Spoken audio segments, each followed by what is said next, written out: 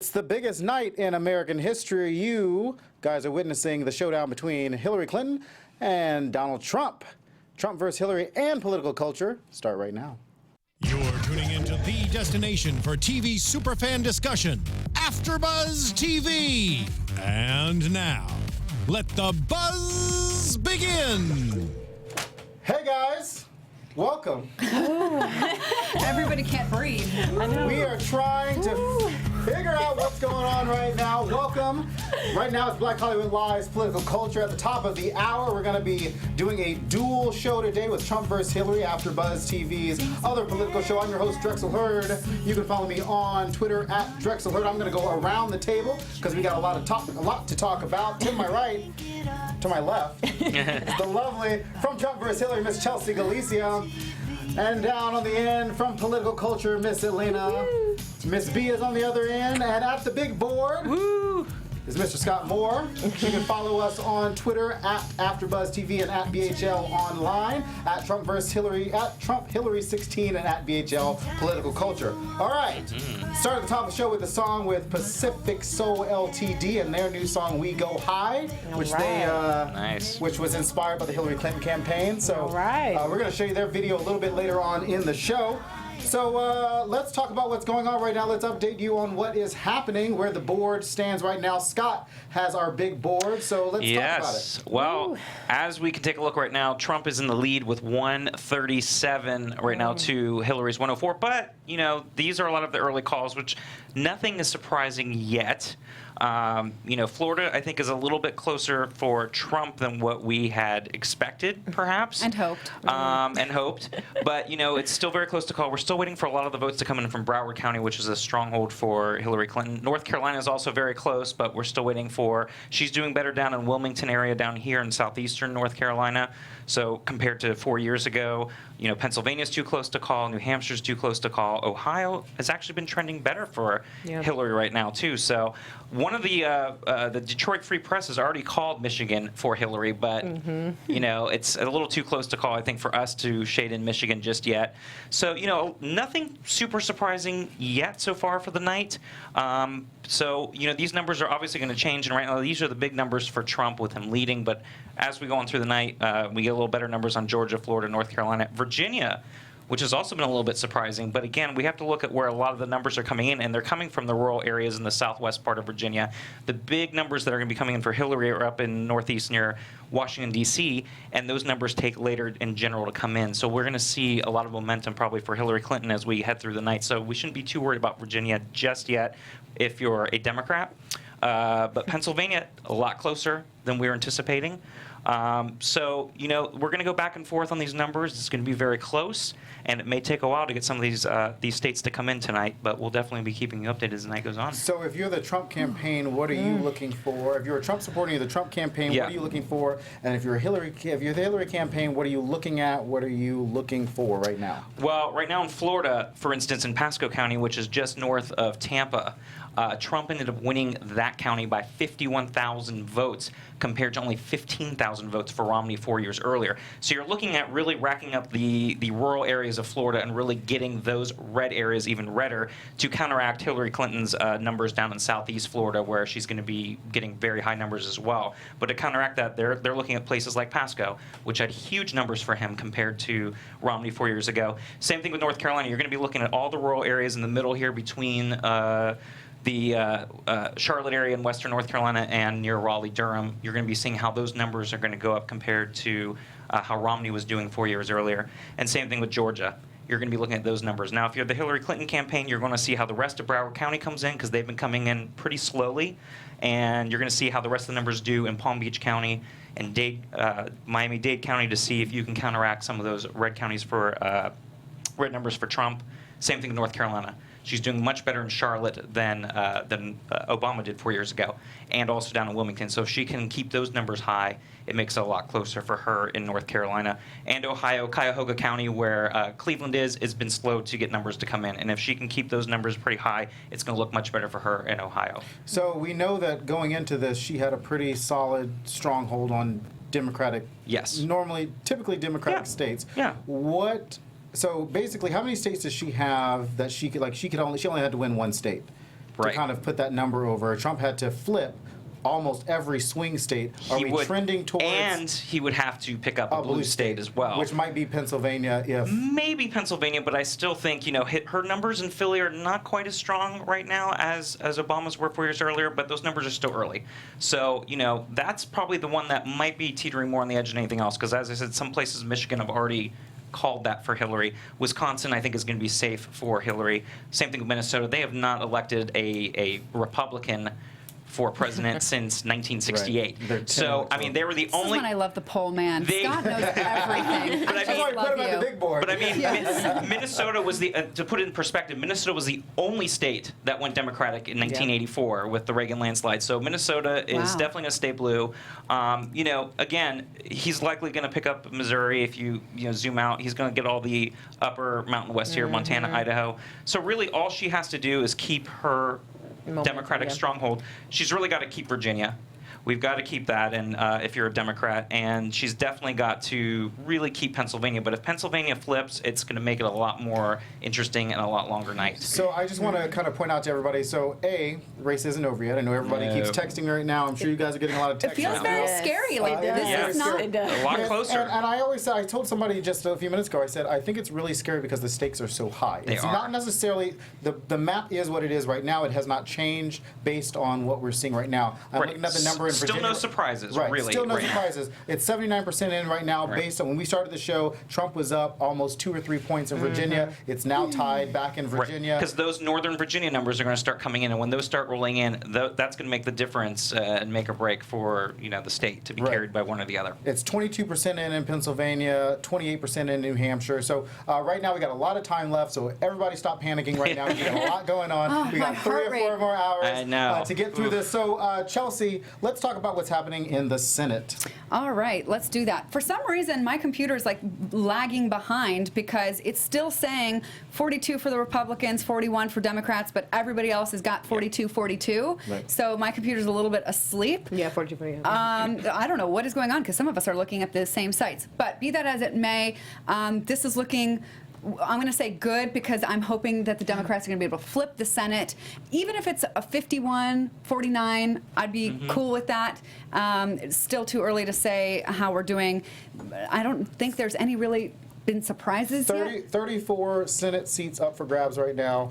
The Republicans have to keep hold of 9 of them. Democrats have to keep hold of 1 of them and then gain some more. So the big surprise to me, though, was Evan Bayh out of Indiana. That's a huge disappointment. That's a huge disappointment to Democrats who recruited him and wanted him, but that's Mike Pence's state.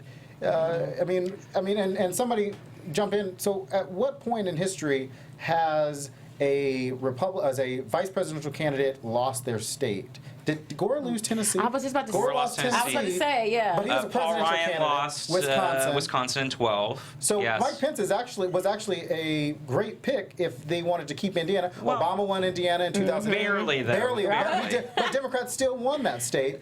And Mitt Romney won in 2012. Well, Republicans really wanted to keep it, and it looks like they've kept Indiana. Well, Indiana is a very, very Republican state in general out of that Midwest area. So, it was kind of an anomaly when Obama won it in 08 to begin with. But yeah, if you look back, 08, obviously Sarah Palin won Alaska in 08.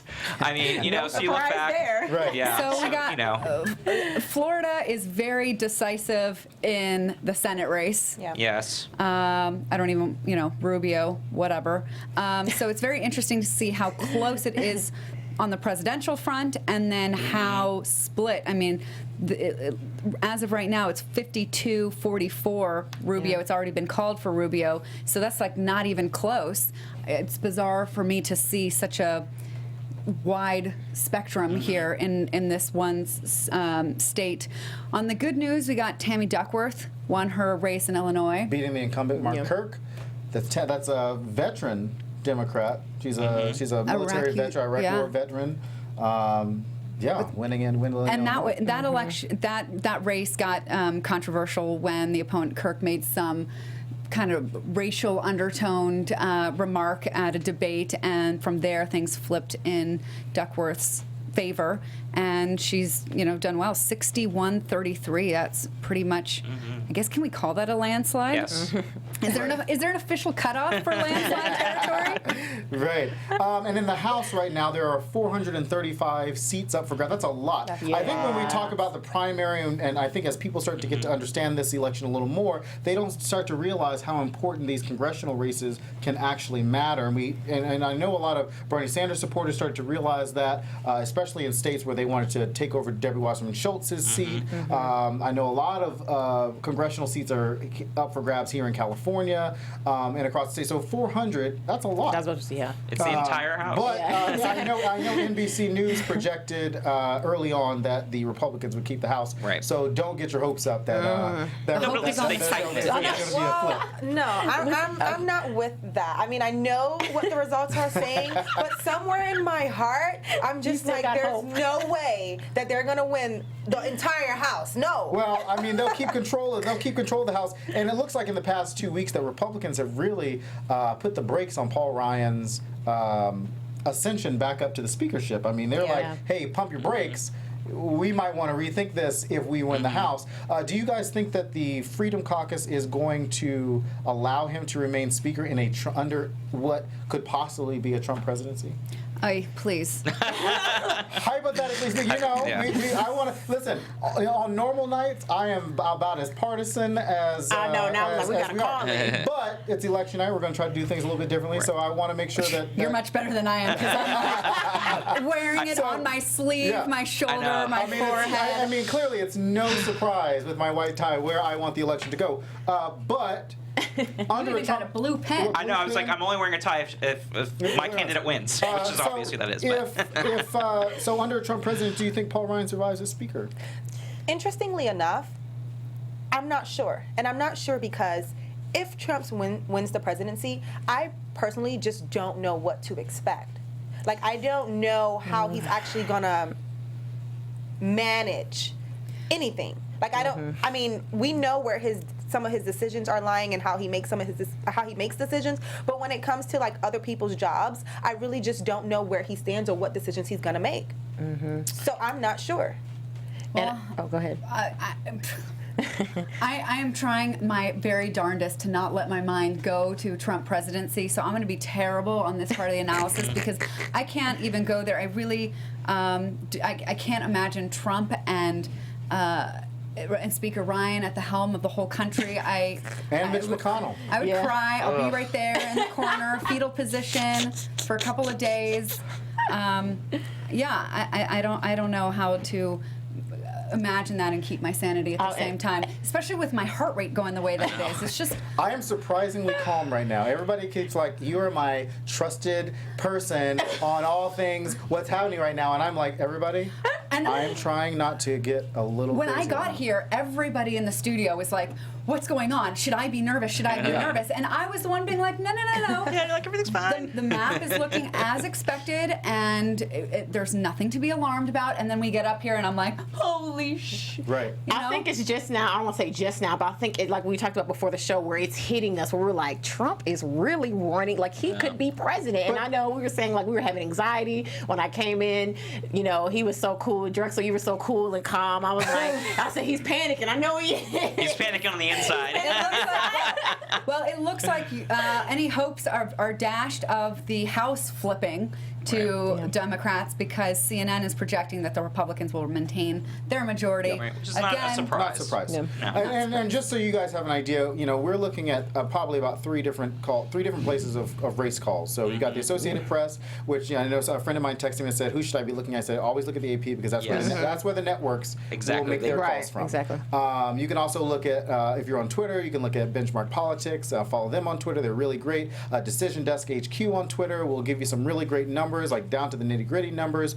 We're also looking at what CNN projects, what NBC projects, CBS, and all the networks, just so we can kind of get a comprehensive feel of where everybody is. Obviously, there's going to be lags. Obviously, we won't know what's coming in until a call, but we probably won't. We'll try not to call a state until the Associated Press calls a state. So let's talk about the governor's races. 50 states. There's 39 Republicans control 39 states. There are only 12 states up for grabs. Elena, what you got? Well, Well, as of now, we have Jim Justice, who actually won West Virginia, and so that is now a Democratic governor. We're still waiting on results from Washington and Utah and Oregon. However, Vermont is actually leading with Phil Scott, so Vermont might have a Republican governor, as well as North Dakota. North Dakota, it's already predicted that Doug Burgum has won, but we're not sure yet. So in North Carolina, surprisingly, Roy Cooper is leading. Now, I know that... North Carolina. Yes. I know that, at least for me, my heart is like really beating fast for North Carolina because I'm not sure what's going to happen with the state in the overall race. So it's refreshing to know that Roy Cooper is leading. We have Republicans leading in New Hampshire and Missouri, and it's been predicted that Eric Helmkamp has won in Indiana. We're still waiting on the rest of the results, but we can have comfort in knowing that John Carney has won Delaware. Great. So we're I don't think there's any other surprise. I mean, Vermont, Bernie Sanders' state has got Phil Scott and Sue Miller. I actually watched the debate. See, here's the thing about me, guys. I will sit at 11 o'clock at night and I will watch C-SPAN. I'll be like, oh, what's on right now? And let's watch the Vermont governor's debate.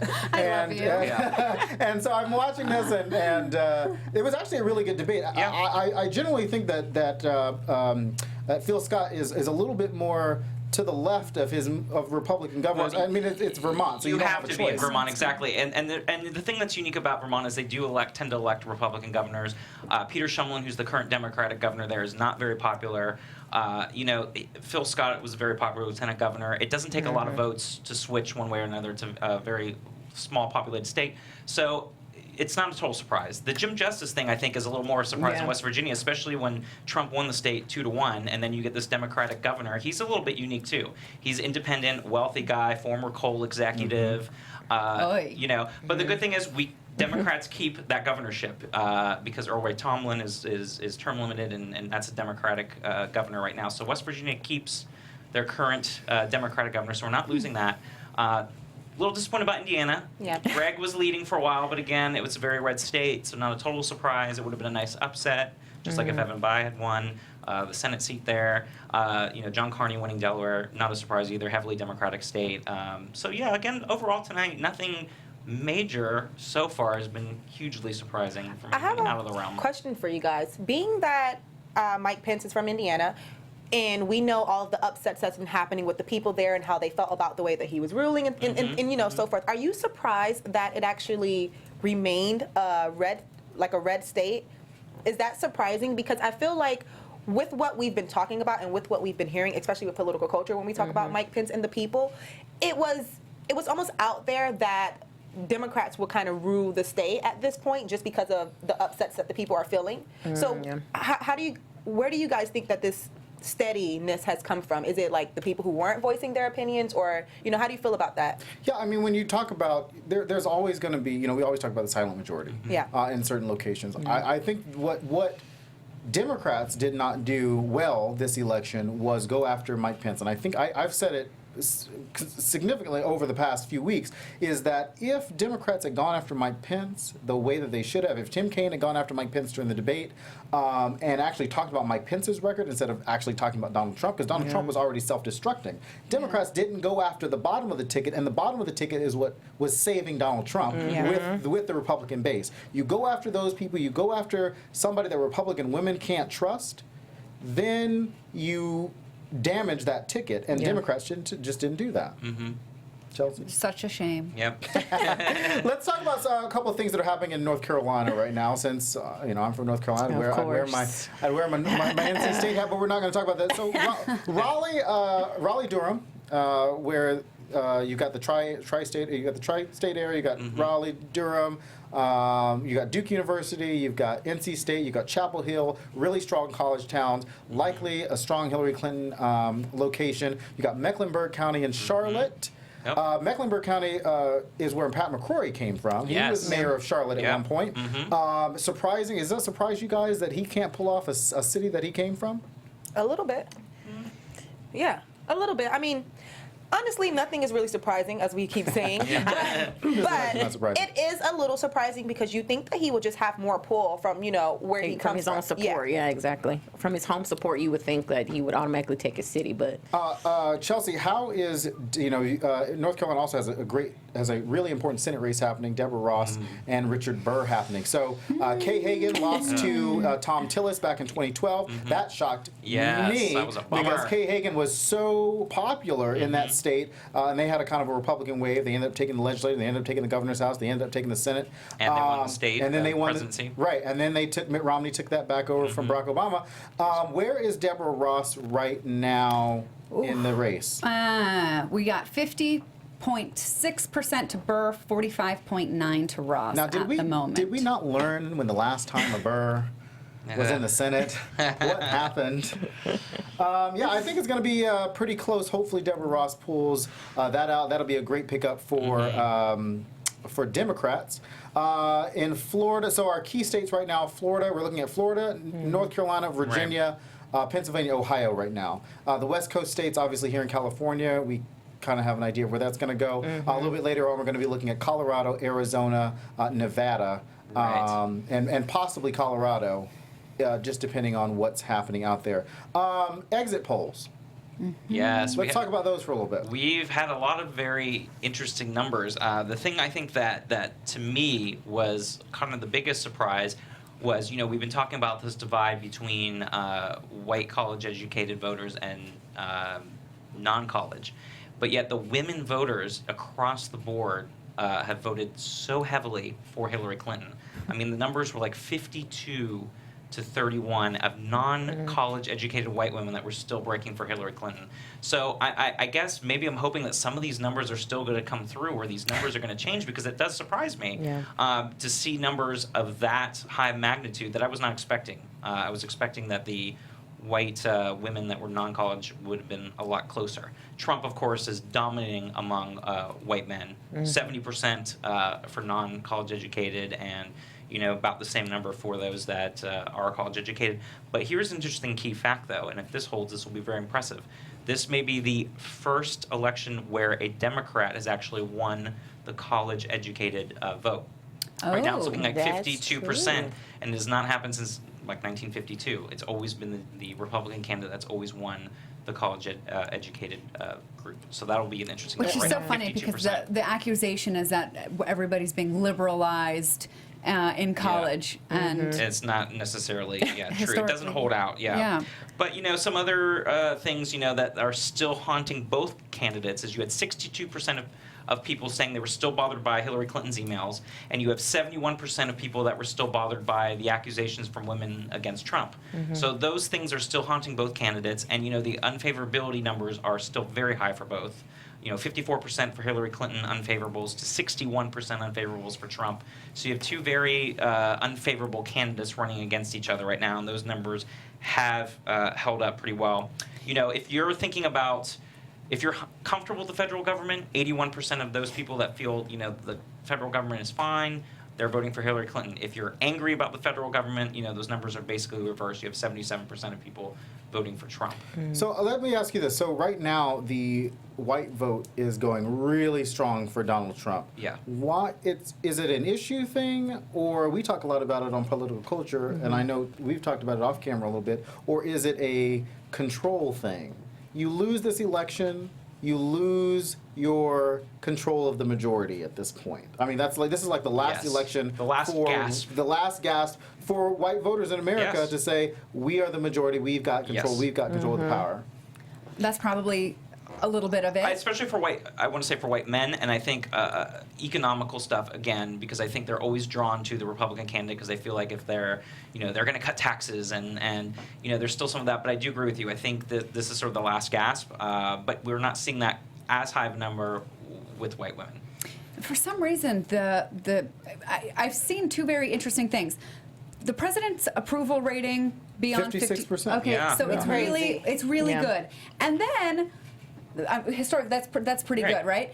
But then there is a deep hatred of him amongst the people who don't approve of him. So it's not, it's just a lot approve, but those that don't really really disapprove. And when there's a group that is that passionately angry, they will recruit to their side. And there are people that are disappointed, by President Obama.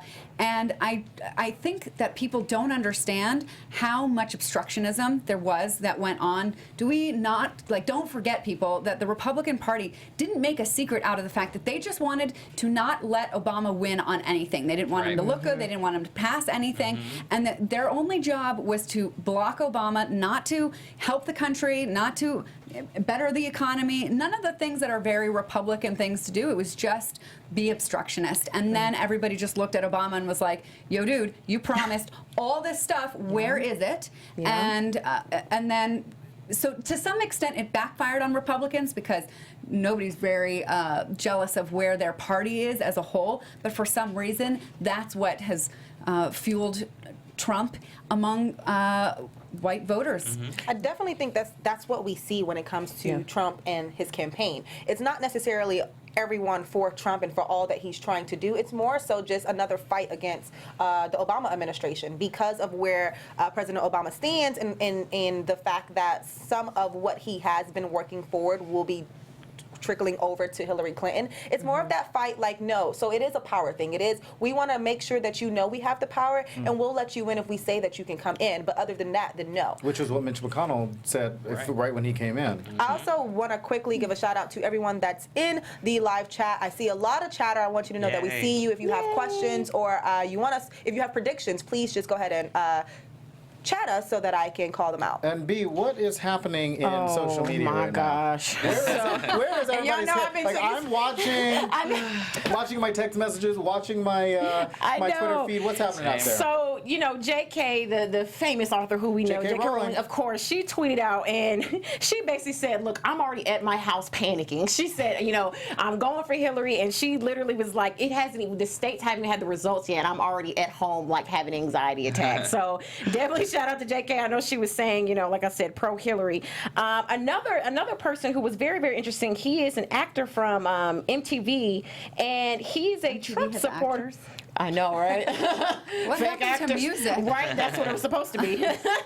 And so he went on saying that he is pro Donald Trump and that Donald Trump does offer change. So, and here's my question, I guess, too, because like I said, with social media, I know I handle so many millennials, and I know we talked about that on Political Culture, was do we think, or I guess my question is, do you guys feel that Hillary has won that millennial vote for people? Or do you think it's going towards Trump? Or do you feel like, because I know so many millennials I've talked to where they're like, you know what, and they go off to college, I'm just going to go for who my parents have always gone for, as far as the political parties. So really? I haven't heard anybody say, I'm going to go along with my parents. It actually gives me hope that I see so many people that don't go along with what their parents say. Right. And we saw that in the number of people that turned out for Bernie in the primary, especially amongst millennials. And it'll be very interesting to me to see how many of the millennials sort of follow Bernie's lead in supporting Hillary. Yeah. Do you guys think, so there was a huge gap between, we're talking about millennials, there was a huge gap between the Barack Obama type of millennial and the Bernie Sanders type of millennial. What happened? Well, I was for both, so I'm a what happened? Apparently. But I mean, they were very significant issues that if you look at where Barack Obama and Hillary Clinton were, and they're kind of on the same side, where millennials kind of split with Barack Obama and Bernie Sanders. So where did Obama lose millennials? I can tell you where they lost black millennials, but let's talk about where they lost millennials. I got this. Yeah. Okay. All right. So with George Bush, we're like, God, this guy is terrible. If we could just replace him with somebody we like, everything would be fixed. And then we did. We put somebody in that we liked. We liked Barack Obama.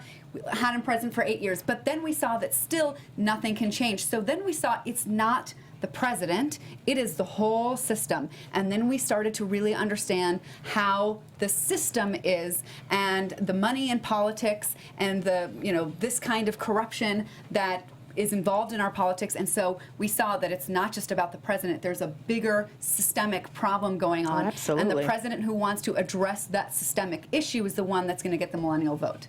So right now, I believe that the numbers for Hillary Clinton in terms of millennials is it's pretty high Strong. right now. Yeah. It's pretty strong right now. I know we were just looking at the Florida numbers not too long ago, where Jill Stein pulled in about 50,000, about 60,000 votes. Gary Johnson pulled in about 200,000 votes out of Florida right now, which is probably a good reason why Florida is as close as it is right now. Did we got Montana? No, Montana just broke.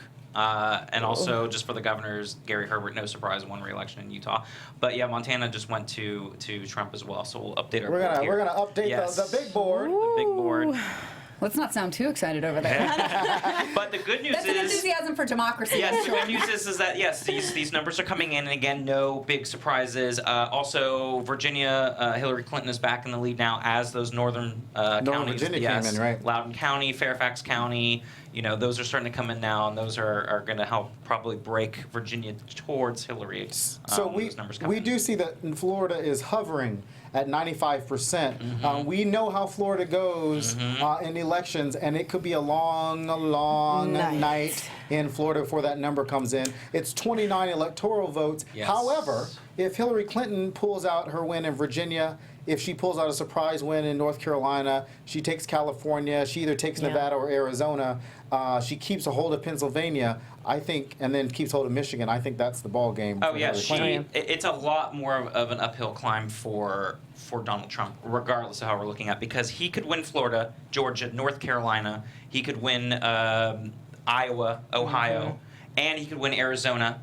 And if she wins New Mexico, Colorado, Nevada, California, and the West Coast and everything, which she's going to do, she still wins. Even though it's very close, she still wins. So he has a lot more. He still has to flip a blue state. So he still has to flip Pennsylvania or Michigan, likely, and sweep the board on all these other states here that are not called. And that's going to be hard to do. Do you worry about Ohio? Like, Ohio has been the state bellwether? that predicts the president since, what is it, 1964? Yeah. No president Oh, yeah. has ever won without taking Ohio. No Republican has ever won. The No Republicans should be a lot more worried about it. Yeah. The Democrats could get away without winning it, but it also could show that, that Ohio's not going to be that bellwether state anymore. And we were talking about this before, in the past couple weeks on Trump versus Hillary, that we're going to probably see a shift of the Electoral College and the party bases as we get through, the next cycle, 2020, 2024. This is really a change election. We're going to see, the South become more Democratic again over time. Yeah. And we're going to see, the Upper Midwest probably become more Republican when you have the older white vote that kind of stays behind. So you could see Michigan and Wisconsin and Pennsylvania and Ohio and Iowa become red states, but then you're going to see the Arizonas and the Texas is going to be closer in the future. Georgia is going to be the next state on the list. South Carolina. These states are all going to start trending more Democratic as we get a little bit more diversity in the next few years. So we're starting to see that shift in this election. But for the most part, We're going through growing pains. We are. We're going to see some changes on the map this time that we haven't seen, over the Obama years. We're going to start seeing that now. But for the most part, I think a lot of the places are going to stay the same as they were. It looks like Chuck Grassley will maintain his Senate seat in Iowa. Yeah. So, Chuck Grassley is one of those bipartisan, or at least he tries to stay a little bit bipartisan sometimes. So he'll maintain his Senate seat, beating Patty Judge out of there. Right now, in terms of Senate seats, I'm really looking at Maggie Hassan in New Hampshire, beating Kelly Ayotte, Catherine Cortez Maestro beating What the Heck, Joe Heck in Nevada, and surprisingly, we could see an upset. I won't say hopefully, out of Arizona in John McCain and Ann Kirkpatrick. So, Be a tough one. Democrats didn't really put a lot of star power into Tammy Duckworth. No. She pulled she was until Tammy Duckworth's name came up on the screen, I totally forgot about Tammy Duckworth. I was like, oh, she just won. I'm like, oh, that's great. Until the Mark Kirk thing a couple of weeks, last week sometime, I was like, oh man, I forgot she was still running. What's happening in the chat room? What are people saying? Oh my gosh. wanna People know. are freaking out. I know, right? Oh, First of all, someone just said that we need music for all of this. We need some kind of drama music to be happening in the background. We need some If they drama. could hear my we need to get some heartbeat, that would be dramatic enough. As we speaking, there is an interesting Dun. Conversation? yeah. So there is Fantasy Stats Guru. You've been, having interesting conversation throughout the chat. So one of the latest things that you said was both hate are strong. So if basically, if they would have voted off of character, they couldn't vote, but they voted based on who would nominate a better Supreme Court Hang justice. tight 1 second. I'm just going to make another quick call. Donald Trump takes Missouri's Again. 10 electoral votes. Yeah. Not a surprise Not a there. surprise. Yeah. The only real Democrat coming out of Missouri is Claire McCaskill, who is a popular Democrat out of there. Roy Blunt, the governor. The senator out of there. So, Trump will take the state of Missouri, and Missouri has its 10 electoral votes. So we're up to 150 for Donald Trump. And where did you guys? Where did you guys land on your maps? I know I was going to print. I was going to throw them out. put mine in. But where was your electoral split? Well, I found, I didn't create my own. I found one that made sense to me, that's very conservative, where it gives Trump 263 and Clinton 275. And so far, that map is consistent with the one that Scott's drawing. So I'm okay. I'm not officially freaking out yet. What we were talking about. That's if everything went in Trump's favor now, where he picks up Florida, he picks up Georgia, North Carolina, Ohio, Iowa, Arizona. This map just has him winning Michigan, or has her winning Michigan, Pennsylvania, Virginia, Maryland. Right. I'm not freaking out yet. So let's go down the remaining, some of the key races. Arizona right now 47% in. It is tied 47-47. Georgia, Trump is up looks like 56-40 with almost 50% of the vote in. Trump is up in Ohio by almost double digits. Oh, you've got to be kidding me. 72% of the vote in there. Tied in Virginia, up to Trump in Florida, and up to Trump in Michigan. Trump up 5 in North Carolina. And say he's still leading in Florida, right? And still leading in Florida. I don't really like this news on the heels of the, talk about the Supreme Court, because that is perhaps, that's the most longest running consequence of any presidential election. This is how this live stuff works. Hillary Clinton's going to take New Mexico's 5 electoral votes. They were talking about that as well, and they were saying that she was likely going to take it, but that's consistent with my math. Yep. Yes. So it looks like, I want to talk about... Getting busy here with we are coloring in here. Oh, wait, I have to just say something real quick. From CBS News, they accidentally sent out, a blooper by accident, and it says the electoral vote count, Hillary Clinton 140, Donald Trump 104, but then... It's swapped. Yeah, it swapped it, but they sent out the picture with 140 for Trump and then 104 for Hillary Clinton, and so a lot of people were tweeting out saying, CBS, y'all are drunk, y'all are... y'all are messing up where right now. are the drinks? Yes, where's that wine? I think it's on its way. The champagne is still CBS, chilling. get it together, CBS. Get it together. Obviously, the biggest state in the union is going to be California with its 55 electoral votes, so we'll see that come in. How did everybody go into to vote in person or mail in? I did. I went in person today. I was looking for my voted sticker. I'll have to put it on when we go to commercial. I will put mine on again. I voted. I did. I swear I did. Sorry. So back to our predictions on just the electoral map. I actually had it pretty aggressive. Everybody's like, "You're." I was too. I had Arizona blue. Pretty aggressive map. I had Arizona blue. I had Ohio blue. And I had Florida, North Carolina blue, so we'll see how it comes up. I actually had it at 352 Clinton. Wow. And that was I had consistent. Florida blue, and that was consistent with what the LA Times had, which LA Times also had Donald Trump leading almost this entire election. So for them to make that flip, it was like, so were you just pulling our chain the whole time? Pretty dramatic. I mean, that's what a lot of people are saying, that really this election isn't going to be as close as everybody is freaking out thinking it will be, and that the media has just led us to believe that it's much closer, so that we stay intrigued and watch them and read and hang on their every word. If you're watching the board right now, it looks a little close right now. We're just starting. My anxiety is getting really bad. I'm literally fidgeting over here. I need more results. We have about 45 minutes until the polls close in California, at least for the Pacific. Yeah, but we're looking at, but it's different. It's, like I said, the key races are all these swing states on the East Coast. All of these ones on the West Coast, we have a pretty good idea of where they're going to go. Right. Arizona, Arizona would be feeds were full of Trump people. None of them. Nobody on mine. Not mine either. This is true. Yeah, most of everybody been saying. Safe. Yeah, California's safe for sure. New York and California is safe on my list as well. North Carolina, a little bit of safe there. Florida, Y'all got some issues that y'all need to we always resolve. do in Florida. Always had issues though. That's the thing. Everyone in Florida is a lot more talk than they are action. It's always like, oh my gosh, we wanna change the state to be a Democratic state. We want just kind of change, but every time it comes down to voting, even in the last election when we were doing Obama's second term, the same kind of thing has happened. No one is actually putting action behind their voice, and it's like, well, what is it? Just let me know. It's okay if it's a complete Republican state, but let us know so that we're not here having terrible anxiety about what's going to happen with Florida. And Florida's a really surprising state because you got Rick Scott, who's a very unpopular governor. Who barely won both terms. You've just now elected twice a United States senator who didn't want to be there in the first place, and who probably won't finish out his second term because he's going to want to run for president in 2020. So, I mean, Florida has always been a thorn in both party sides. I think that we'll see in the next a couple of rounds of elections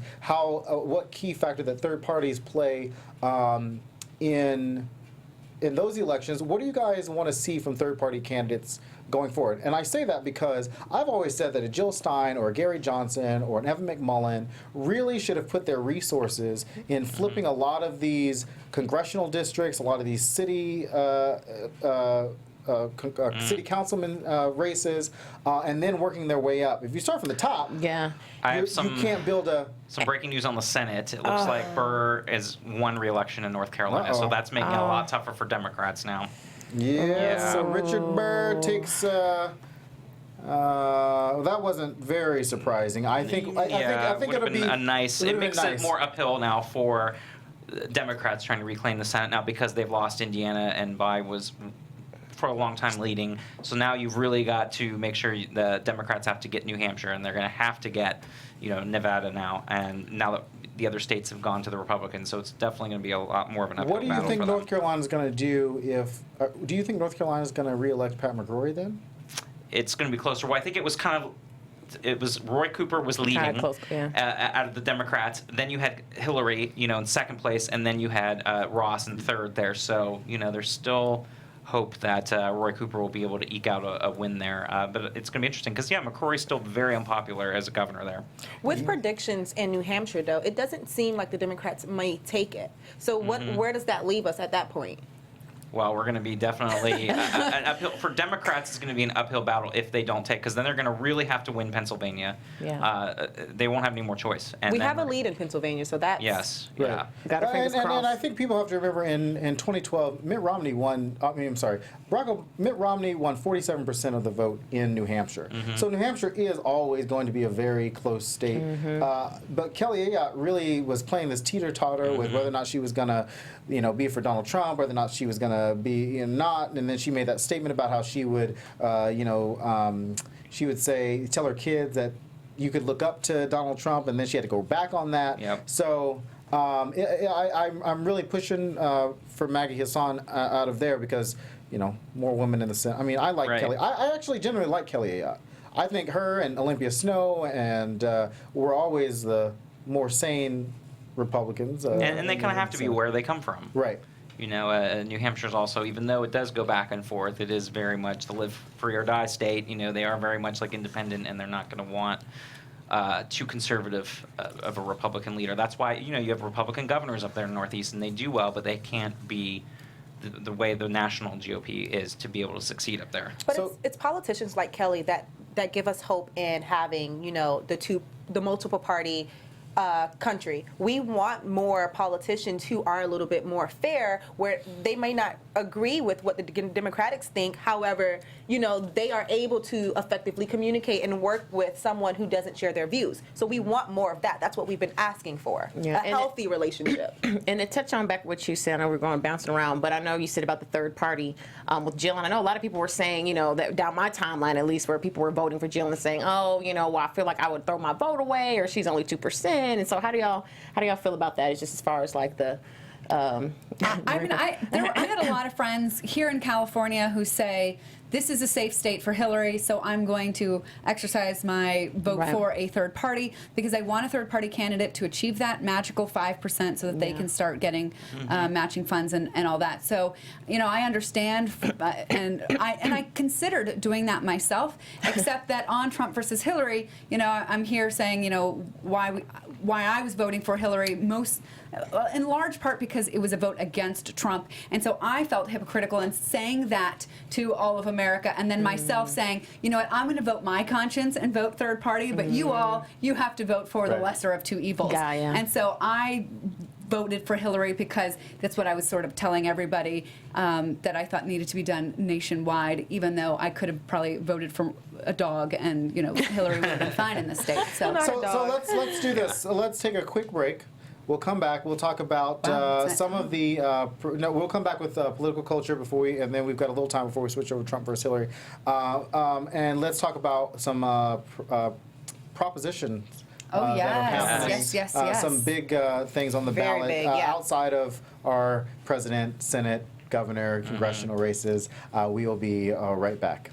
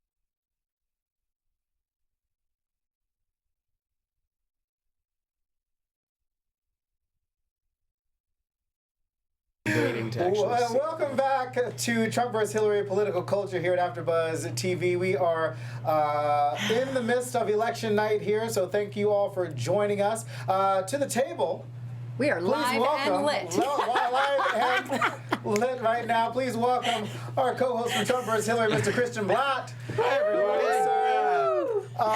So we It was a good run, America. Hope you enjoyed it. You guys know Christian Bladt. He moderates Trump vs. Hillary, and you do the Met show on AfterBuzz TV as well. I do, actually. A couple other things. Yeah, so I'm used to losing. So, I can talk you guys through it a lot better than some other people probably could. Yeah. Oh my God. So let's talk about where we are right now. A couple of states called while we were gone to the break. The state of Ohio, and it's 18 electoral votes. Yes, 18 electoral votes. We're still waiting for the final call, but right now it looks like that's going to go to Trump, which was not a huge surprise if we're looking at the polls, but that is a state that Obama won twice. Again, it's another state that goes back and forth. We had George W. Bush that won it twice in 2000 and 2004. Then we had Bill Clinton win it twice in 92 and 96. So it has gone back and forth overall. So it's, it is a swing state. It is a battleground state, but that's the first one that the Democrats have lost so far in the race this evening. Everything else is too close to call. We're going to fill in Virginia, too, for Hillary Clinton. So it looks like that's going to hold for the Democrats, which is now the last 3 in a row that Democrats have won the presidency in Virginia. And also right now, pretty much all state government is run with a Democratic governor and 2 Democratic senators. So Virginia is definitely trending very just blue. in case Team Kaine has to go back to Virginia. I want to keep that state pretty blue. But that's 13 for Hillary Clinton, 13. so we're going to change that. We're going to update this in just a few minutes here and get that updated for you. The other call that happened while we were on break was Richard Burr beating Deborah Ross. We talked about that right before we left. Picking up that Senate seat. We're still waiting on what Roy Cooper and Pat McCrory are going to do. If you guys remember, Pat McCrory lost about $1 billion in revenue over the past couple of years due to House Bill 2, which they haven't rectified yet. I'm really surprised about. Christian, Yes, anything sir. you're surprised about this election so far? I would say the closeness of pretty much all of the battleground states. The fact that some of those polls closed at least an hour and a half ago, some of them even more, and how close they were. The fact that we just got Virginia, which obviously was traditionally a red state, but the last few cycles, the northern Virginia suburbs of Washington, D.C., Fairfax County, that area, obviously that was usually leaning heavily Democratic, but I think what we're seeing is definitely a lot more of the rural vote being motivated to come out. And not just in Virginia, but it's a perfect microcosm of what we're seeing in a bunch of places. Right, in Florida, North Carolina, and Ohio. And don't forget So Pennsylvania. Pennsylvania, Michigan, even right now. The Democrats in Pennsylvania seem to be very confident that they are going to they have a really good get out the vote operation, and for the most part, the Clinton campaign did have a huge get out the vote operation. I believe the Trump campaign only had about 8 offices statewide. And here they are pulling out some big numbers out of Florida right now. So traditionally in the past, Christian, have you seen late numbers that come in? Yeah. Typically Democratic numbers. Yeah, I think that's what we usually see, and I think that's what Team Hillary has to be putting their hopes on at this point, because we've seen a lot of comments tonight that this is probably going to be one late. I wonder how late, but especially for some of these states that they're, the percentage that's in some of these states, it's surprising how little, we're getting, I think, because there were a few states with computer errors and things, like North Carolina, the polls stayed open a little bit later, things like that we were hearing. So, yeah, it's, you could just look at that whole map and all those white spots, we could have a different color that means too close to call. I know they like to call it too early to call, but most of them are too close to call at this point. Yeah. A state that we've been watching quite a bit over the past couple of weeks now is the state of Utah. Right now, they're about 8% in. Donald Trump up 51%. Clinton and McMullen pulling in 22 and 21% of the vote in Utah. Doesn't look like McMullen is starving off Trump voters so much as Clinton voters. which is surprising. It is surprising. Again, that's another one that could have been one of those rare upsets. As we've talked about on Trump versus Hillary, we have not had a third-party candidate actually win a state's electoral college since 1968. So we thought maybe there was a chance for McMullin here. And, you know, the vote's still very early in Utah right now, so it's going to take some time. But, yes, I think you're right, is that we're seeing these Trump supporters and these Republicans have definitely come out and voted more heavily for Trump than might have been first realized. With a Mormon population of 60% there, thought maybe that would be the state that McMullin had a chance to win. But right now... And the number that I just called out only came out of that one county, the Weber County, 51%, 40,000 very, votes. very, Very early in the state of Utah. Right. So maybe Evan McMullin can flip a few votes. Well, if you remember, Drexel, I sent you my chaos theory map, which actually has Evan McMullin winning the electoral votes, and then I believe it's Hillary with 267, Trump with 265, and nobody's president. We all get to take turns. Yeah, and so let's talk about what happens. I know a lot of folks have an idea of what happens if a candidate does not reach 270 votes. Chelsea, kind of explain to everyone, as Chelsea takes a big gulp. We do have Kevin in the chat room who said, "You guys, with your alcohol and commentary, this is amazing." How do you know it's alcohol? I know. This could be water. I have two things of water. Which is right. I'm totally transparent. I'm drinking Purple Saurus Rex Kool-Aid, okay? So let's talk about what happens if a candidate does not get to 270. We all cry. Sure, and then after that... So there have only been a couple times in American history where is this the House that the the Speaker House selects? the House Oh votes. dear God! So, So President This is probably why I blocked that answer. Fast because I forward didn't through like that the memory. end of the explanation is President Paul Ryan has been. Yes. so one of the But first Vice President Tim Kaine potentially. President If Tim the Kaine. Senate was That's able to vote right. on. So historically, we talked about Aaron Burr a little bit Yes. earlier today. That was one of the first times that the Electoral College took a split, and then the House had to vote.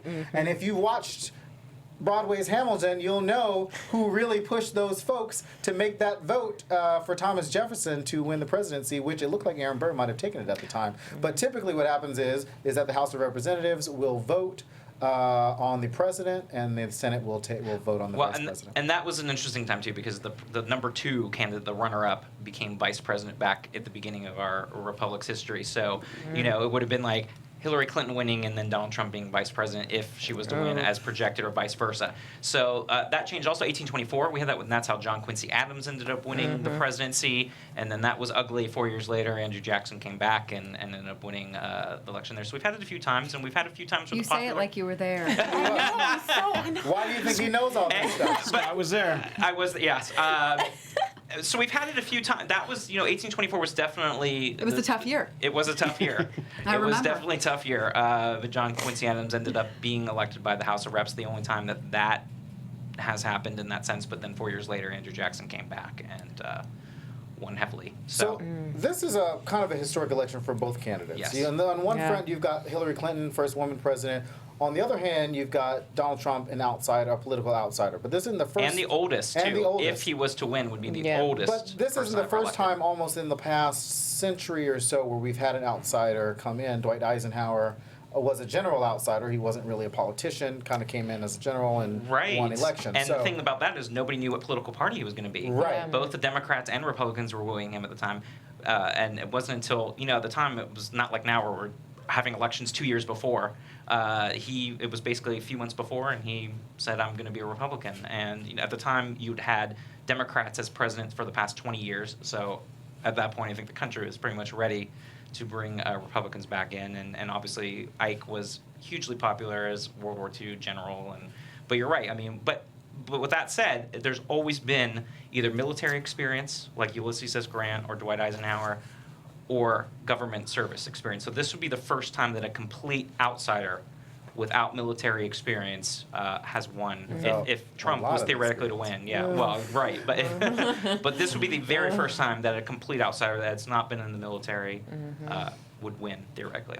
So let's talk about the propositions. Here in California, I mean, I pulled out the book. This is our voter information pamphlet, and it's got about almost 100 pages. Almost 100 pages in this little pamphlet about all the propositions that we had to vote on. It probably took me a good 45 minutes to an hour just to go through the congressional district, the president, all that was easy. And then I was like, oh man, I actually probably need to read some of this Yeah, it's stuff. a lot. I don't need to know. So Chelsea, let's go through some of the key states. I might need to look at that to remember what key states and other key states. other Also in states. California, what's happening? A lot of Okay. marijuana on the ballot in a lot of states. Yes. All right, so far it looks like Arizona is going to pass their, I can't even think of the word right now, recreational use, Recreational, yeah. thank you.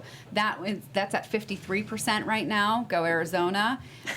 Looks like Arizona will be raising their minimum wage, that's a yes, 60-40. We don't have anything on California's Prop 64, which is our recreational use marijuana in. Nothing really on California has come in, but Yeah, on 'cause Colorado, they're also looking like they're going to raise their minimum wage. Colorado looks like they're going to pass an assisted suicide proposition. It's at 65% right now. Which is Maine. crazy. Hang tight one second. So, uh-oh, what happened? NBC News, like we said, we're teetering between ABC Yeah. News, NBC News, This the is fair and Associated balanced. the Associated My Press. But friends. NBC News right now is projecting that Hillary Clinton will take the state of Colorado. Yes, I'm hearing that as well. So, right. Colorado has its Is it 9? 9 electoral votes? votes. So that's good news for Hillary Clinton. So I'll go ahead and I'm going to key shade state in that she Virginia needed and to do. Colorado now. Yep, let's All take right. So that. that's going to be 22 Yeah, Cheer it was for looking her. it was looking a It little looks like red. a light blue, but we're gonna still make it dark. Don't worry about it. So Colorado likes Hillary. We already know they like weed. They're raising the minimum Chelsea, cheers wage to that over there. and assisted suicide. So this tells us a lot about the people of Colorado. I think that you don't have to stay around long, but have fun while you do it. Looks How's like single payer doing in there, Chelsea, for Colorado? That was on was the that on ballot the as well, list? single payer health it for Colorado. is- let's see, it's not on the list that love to I'm see if- looking at, but I will try and find that. Maine also is looking at recreational marijuana. That's at 51%. Oh, really? I didn't think they were Yeah. gonna pass that. I mean, if you've been to Maine, it's not surprising. I've never been to Maine. It does not. Yes. Ooh, look at the stricter gun law in Maine is very, very close. 50% no. 50.1% no. 49.9 yes. Wow. Ooh. Maine also agrees to increase their minimum wage. Massachusetts looks like it's going to be passing recreational use. That's at almost 3% for yes and 47% no. Go Massachusetts. Nevada's marijuana is not in. Neither is their gun laws. Let's see what else we got. Those are the only ones that are coming in so far that I have seen. So what do you guys think are going to be the key issues going into 2017? You got a new president. Obviously, Hillary Corruption. Getting out corruption. Clinton- Well, Drexel's like, oh, you super left. well, here's the thing. I mean, I generally, what's very surprising to me is how Trump voters did not see, or a majority of Trump voters did not see Donald Trump as a corrupt politician. They saw him as somebody who was going to clean it up. But what did the Democrats not do to remind voters? Did they not? The They Clinton didn't- campaign just didn't do a great enough job, or was the focus so much on Hillary Clinton that it just overshadowed everything that had been happening? I mean, I don't think that the news media even touched on in the past 2 weeks the 2 trials that are coming up. I think zero coverage at all on the 2 trials that are coming up on Donald Trump. But that was the thing. The thing is, it's been a complete distraction this whole campaign year. So even with all the things that we're now bringing up with where the states are leading, these are things that we haven't really been talking about. Why haven't we been talking about them? Because we've been distracted between Trump and Hillary Clinton. And I can attest to that. We have been, even on Political Culture.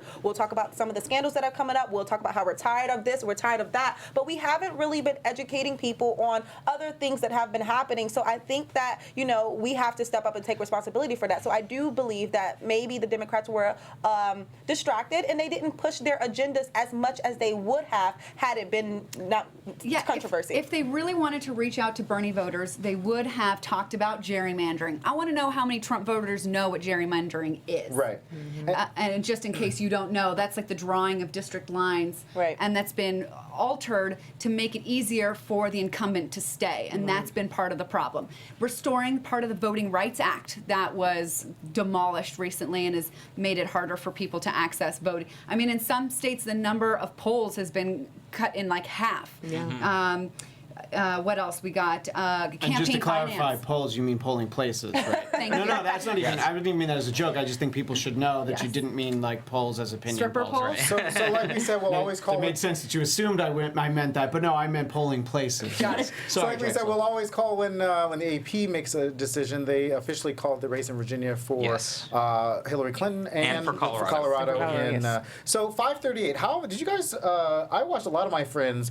The day before the election, post on Facebook about how they were emphatically refreshing their pages on 538, Nate Silver's page, Nate Silver's blog. Teetered a bit over the past few days. Hillary Clinton was at like 70% chance of winning, and then it was like 70%, about 80% before the FBI story. Then it dropped down to about 70%. It dipped below 60, about below 70% over the weekend, and right now, Nate Silver looks like he has 50-48. Yeah. Wow. 50-48 chance of winning. Although his numbers before today, it would be a very big blow for him because he had her at 70, 71%. And at one today. point he had like it And wasn't by even that blow, long. you mean? I know. I should correct. Yeah. As far as his reputation, Not that long ago he had it at 82%. he did. And it So was, I it was mean, like last week. Yeah. the polling would be.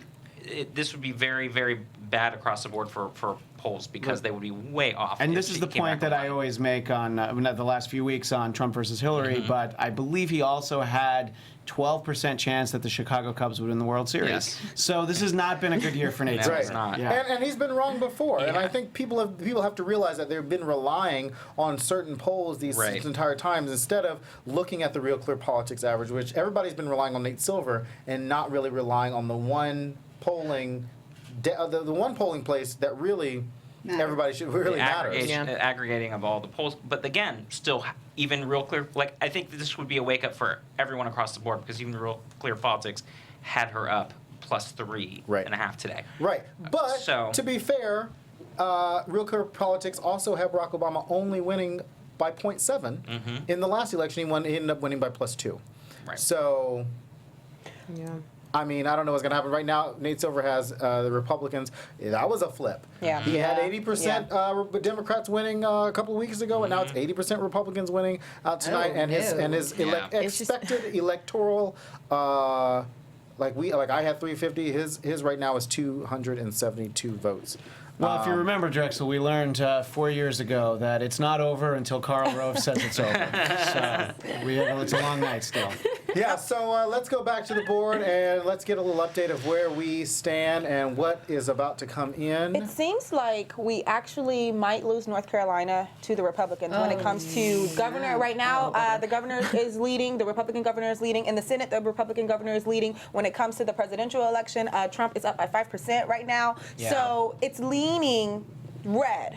Yeah. It is right now. This is the latest numbers: 131 for Hillary Clinton, 168 to Donald Trump. I think the big news so far tonight is that Ohio went back to the Republicans. That's 18 electoral votes back in the Republican column, the first time since George W. Bush in 2004, which, as we remember, that was the deciding tipping state in 2004 when George W. Bush won Ohio by 60,000 votes. That brought him over the edge that he needed to be reelected in 2004.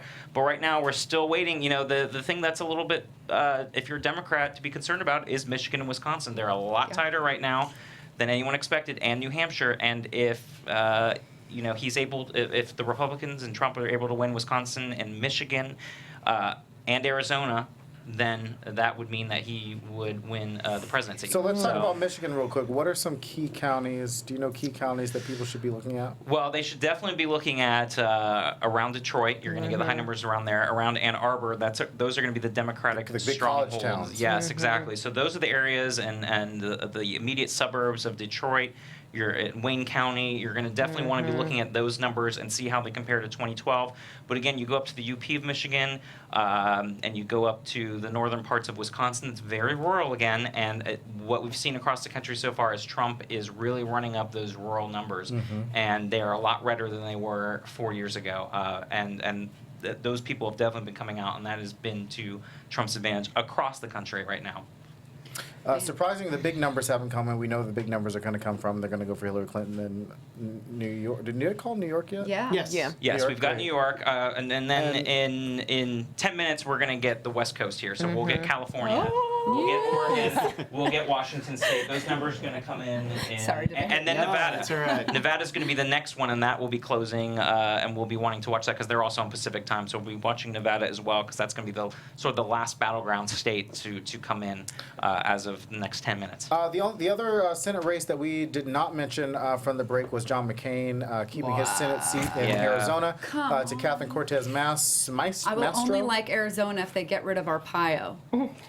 Yeah, I know, Yes. and I think there was a walkout today in a couple of the high schools Yeah. Yeah. in that area where that, they yeah. were really pushing out the vote to. You like Joe, no? I'm not so Sheriff much. Joe is a great radio show guest. We used to have Joe on the Dennis Miller show, but this was a long time ago. But basically, he was known as the guy who put prisoners in pink jumpsuits and tried to make it seem a little bit less comfortable to be in jail. He'd make them sleep in tents outside. Remember, this is Arizona, so there was definitely a lot of attention to him, but he's run into some problems. Well, yeah, he's facing Yeah. criminal contempt charges Yeah. because he kept up this very, racial profiling, pulling over anybody that may look like they were remotely Mexican and rounding them up and trying to send them back. And he violated an order to stop that. He kept doing it for like a year. And he was like, yeah, I kept doing that, but I didn't mean to somehow. That's his defense.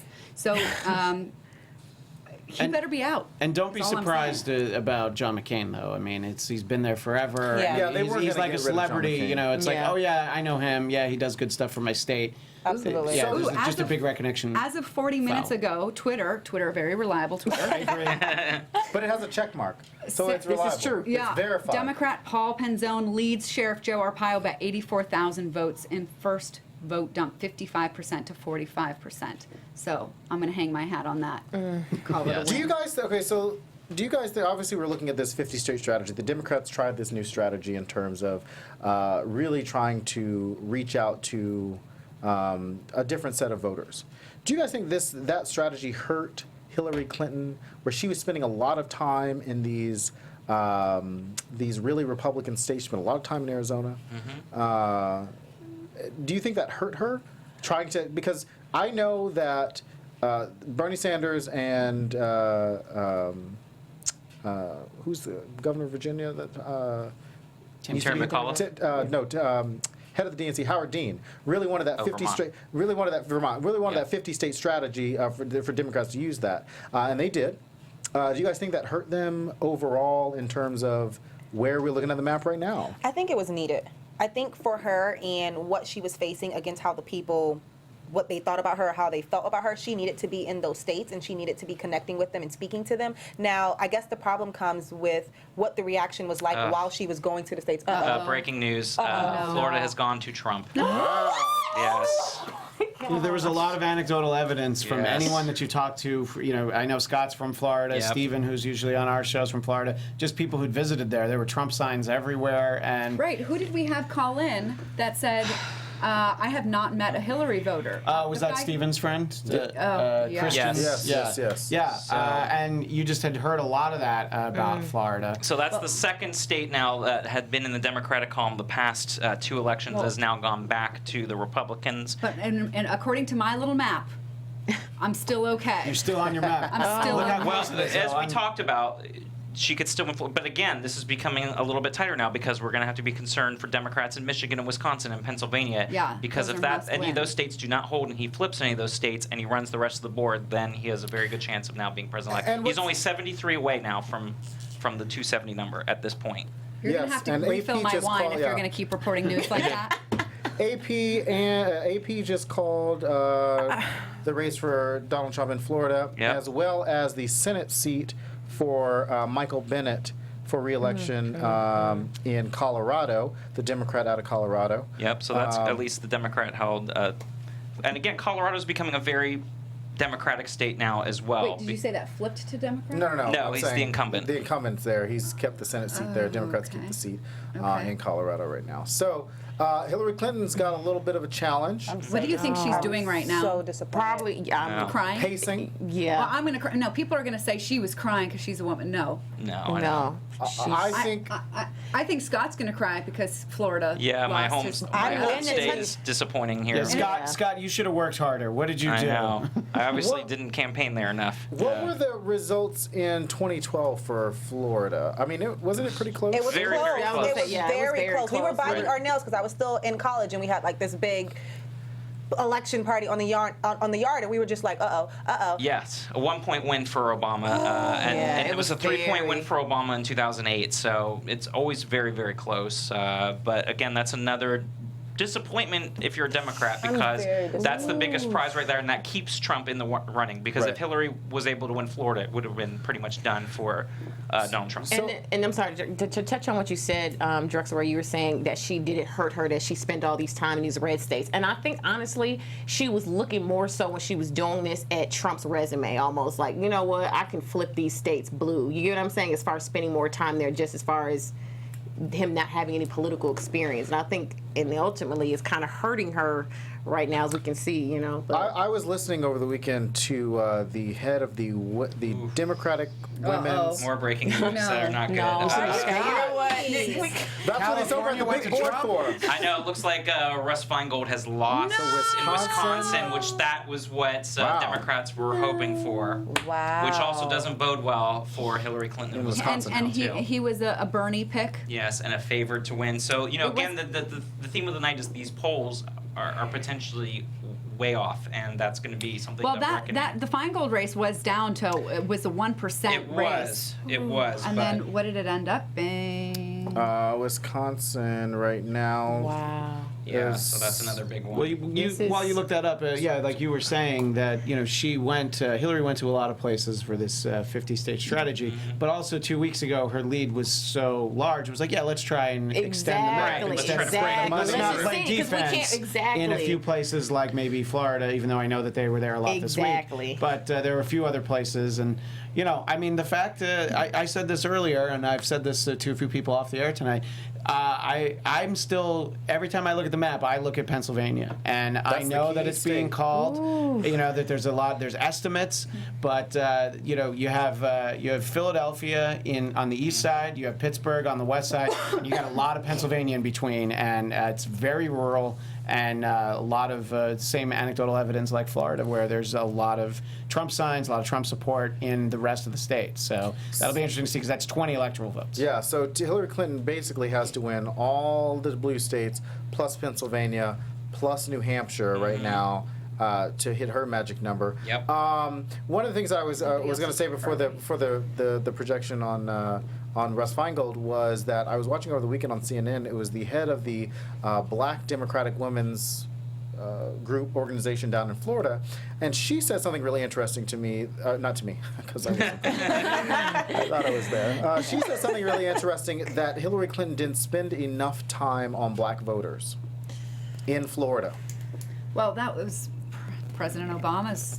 yeah, I mean, we were Yeah. hearing that before about that, and yeah. Do you guys think that on issues, do you guys think that President Obama's lack of attention to gun violence in America hurt Hillary Clinton with black voters? Now, No. people could talk about her super predator comment all day, but black voters really were going to come out for Barack Obama because he's a black president. Right. But then he didn't do anything. What was he supposed to do? What I'm saying, and that was the thing that Democrats didn't come out and say. Like, what was he supposed to do in the face of this obstructionism? I mean, every time there was a shooting, he came out and made a speech. This is what he wanted to do: implement reasonable gun control measures.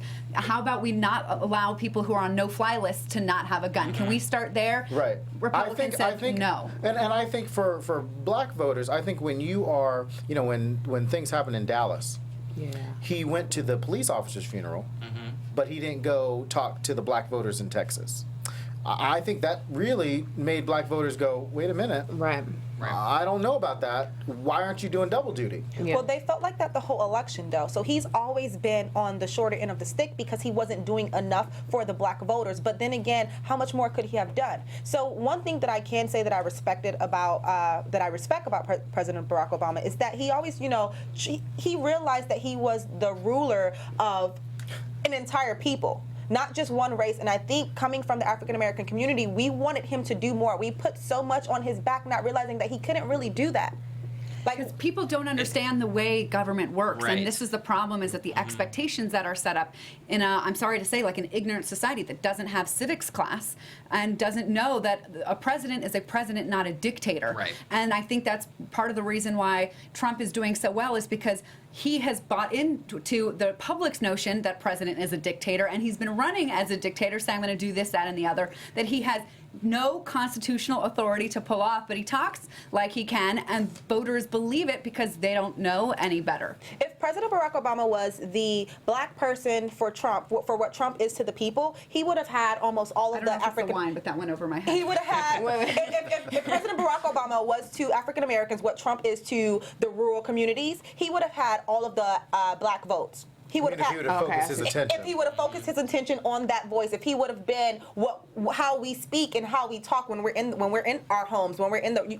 There's a certain, I guess, underlying language that everyone has. So if President Barack Obama would have appealed to that language, as Trump is doing with the rural community and how they're talking in their homes, he would have had the entire black vote. Except Barack Obama is held back by one thing, and it's called the Constitution. Right. And so he doesn't talk about. So- No, go ahead. Let me just, I was just going to say, I mean, the message hasn't been, listen, what these two candidates, Hillary Clinton and Donald Trump, are doing are laying out their visions, first of all. And one of their visions is not even constitutionally possible. And I don't know why that wasn't talked about at all as a knock on him, because there are a lot of people who believe, black, white voters, anybody, who believe that the president is supposed to be like this ruler, this single-handed hero that is able to sweep in and save the day, and it just doesn't work like that. And so I think a referendum on schools, I think, or like I said, Christian, it's going to be up to us on Trump versus Hillary to educate the next generation on how the Constitution works. And we saw the 101. fight. We saw the fight. Right. We saw the consistent fight for the past 8 years. He's been fighting. It's Absolutely. been. But he has been fighting, but they have not been taught. Like, I wish, I mean, it's not like there was a entertaining C-SPAN to watch about everything that was tried to be brought forward, and actually not a lot could be brought forward in a Republican-controlled House majority. But, I mean, I even went to Washington to me and 1,400 other people to get arrested to try and bring attention to 5 bills that are waiting to be voted on that would have addressed corruption. Neither Hillary nor Trump addressed those, but Trump said, I'll clean up the corruption. I'm not corrupt because nobody can buy me. And Hillary just didn't touch the subject at all, saying only I would support overturning Citizens United, and that was about it. So we've got a couple of quick calls real yes, quick. it's 8 o'clock now, so we can now call California for Hillary.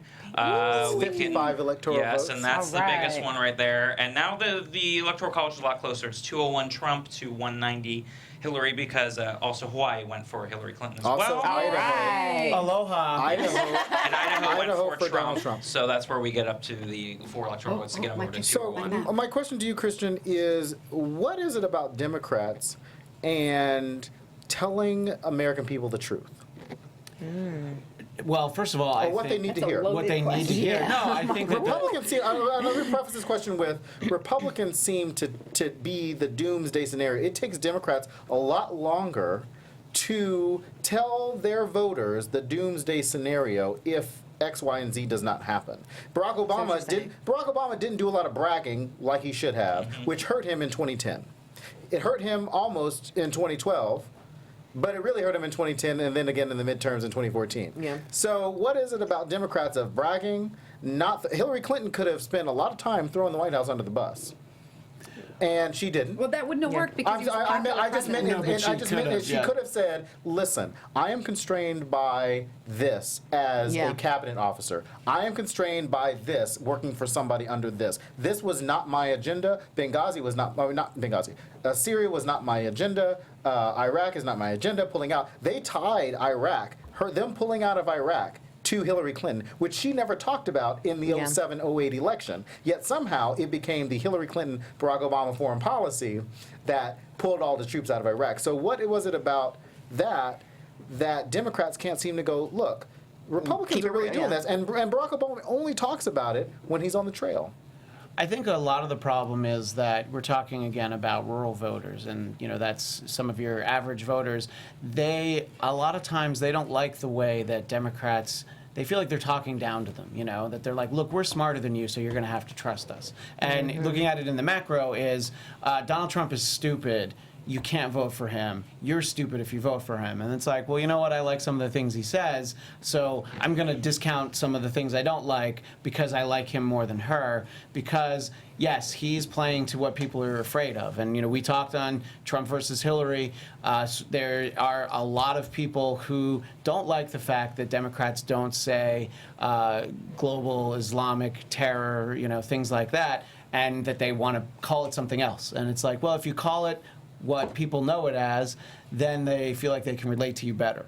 And you could, and there's obviously a lot of reasons why Democrats don't do that, but the fact that Republicans do, they obviously respond to, I don't even want to say plain spoken message because that makes it sound like it's simplistic, but they are much better at crafting things that resound in those rural communities, and I think the Democrats really speak to the cities, which that can win you a lot of elections, but this looks like one where she could still very well win, but it's a lot closer. I mean, it's after 8 o'clock. Yes. I thought we might be done pretty soon. I thought we were going to be done at 6 o'clock. I did too, and I will say that this will be the highest, if Trump does end up losing, this will be the highest Electoral College that a GOP losing candidate has gotten since Gerald Ford in '76. So we're already looking at 40 years worth of history right there of seeing. So the fact of the matter is that the fact that Donald Trump was able to get enough Electoral College votes, even if he does inevitably end up losing, is still more than any losing GOP candidate has gotten since President Ford in '76. So that's Romney was 206, John McCain was 173. Yep. Couple of Senate, Bob Dole was in the mid ones, and couple of Senate races that were called. Senator Crapo of Idaho will keep his seat. Democrats Schatz and Wyden and Murray of Washington, Wyden of Oregon, and Schatz of Hawaii. And here in California, not surprisingly, Kamala Harris will be our newest senator, which makes her the second African-American female in the United States Senate in history, after Kara Mosley Braun from Illinois. Congratulations, so that Kamala is very Harris, exciting. She is very impressive. Yeah, if you guys have ever seen her. She's the Attorney General She here. is. So that'll be exciting And to see her. Governor Jerry Brown will have a rare ability to pick appoint the Senate, yeah. Attorney General now Attorney General, to fill her position for the rest of her term. You've got a ballot measure. I do. Alert. Florida has legalized medical marijuana. It looks like the sole good news They coming might out of need Florida. it. They might need it. Look at Yeah, after that. Wow, guys, wow. Speaking, bringing Florida And back it lost in 2018 Right. when they had it up. It's Politico called the vote with 67% reporting. It's up 70% to 29, which is huge Wow. because they need Yeah. 60% in order for a ballot Yes. initiative to pass. Yeah. We have Kevin C. in the chat room who asks, are you guys surprised that there was not a stronger Latino turnout in Florida? Being that was the reasons why a lot of people Well, thought here's that. there was a Latino turnout in Florida, but something that I, as a Latina, didn't even know or really think about is that a lot of them are Cuban, and a lot of them that came here who got to become citizens actually have turned around and are like, we don't want other immigrants. We kind of talked here. about that before we went And live. so yeah. they are Trump supporters, but they did. They have come out nationally. The numbers were pretty shocking. It's that in how crab in much a they barrel did. mindset. Exactly. 49 point. You got a little Oregon call. We're up getting there. Oregon now. all right. That's good news. Another 7 for the Democrats here, and Washington, And Washington State is will, coming, yeah. will be coming in shortly, And it so we'll looks be like that. That's 11. Trump will also take the state of North Carolina, it looks like, yes. We might be getting 15 Minnesota. My picture. My And, map. 15 and speaking of electoral Minnesota, votes. shout out to I don't want to pronounce her name wrong. Is it Ayan Omar? Is that how you say it? She won. She's the first Somalian American lawmaker in the Yes. U.S. Yeah, so they just announced that. So I don't know how to.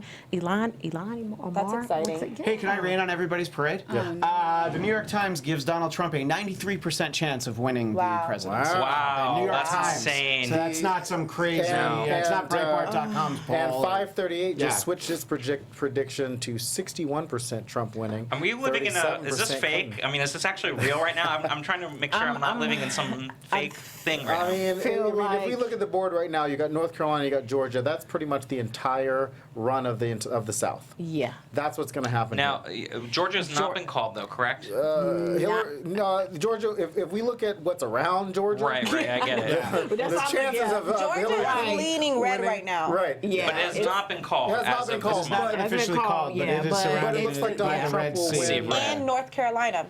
Has North Carolina It officially hasn't been I've called, but it's heard. leaning red, which is so depressing. It is. It's Yeah. so depressing. If you look at the map with what's happening in the South, are you kidding me? It's like Well, Yeah. it's not that surprising. That's not that Yeah, I'm about to say yeah. it's with not the- surprising, but I would have. I just expected more progress. Yes, Yeah. I agree. So, North Carolina used to be a very progressive state at one point. But Joe lost in Arizona. Yes, he lost his Justice. bid for 7th term. So Well, Latinos are definitely going to defeat Sheriff Yes. Joe in that state. So let's do this. Obviously, we've got some big states coming in. North Carolina. We'll see what happens. We're still waiting on Pennsylvania, Michigan, Wisconsin, and Iowa to come in. And New Hampshire. Those are And going to be New the next Hampshire. big states. Yes. And then last but not least, we will. I mean, if we look at the board right now, Is this Washington happening? Is this really Washington will go. we'll go Democrat. to- We're just to, waiting for the official call, and then the next big Utah ones. will go Trump. Nevada is going to be interesting Nevada, again. That's the last battleground that is just closed as of 8 p.m. Pacific Standard. So that'll be the last one. Apparently, we're pretty advanced because we're calling Oregon before CNN has. Yes. Well, AP has called Oregon. 13 states left. So. Yes. So we're looking like we are headed into either a very tight Clinton Yes. win or a very impressive Donald Trump win. So 13 states. 13 states, Hillary 13 better win originally 12. She better win all 12. Let's take The song will change at the end when we go out of this show. It's gonna be real sad. if you let's take a quick break and then we'll be Refill we'll be the right wine. back. Yes. we need it. We need it. We need more bottles. Pull through. Is it wine time? It is. Okay.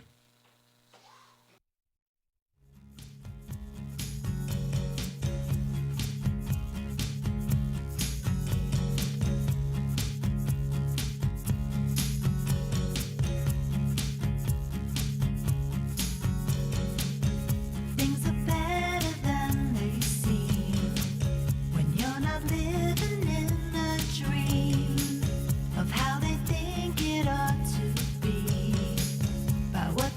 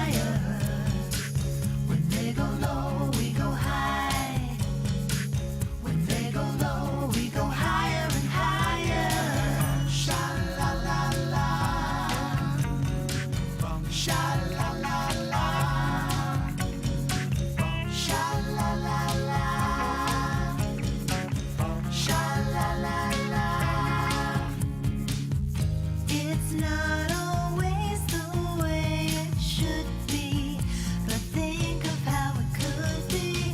When they go low, we go high. When they go low, we go higher. When they go low, we go high.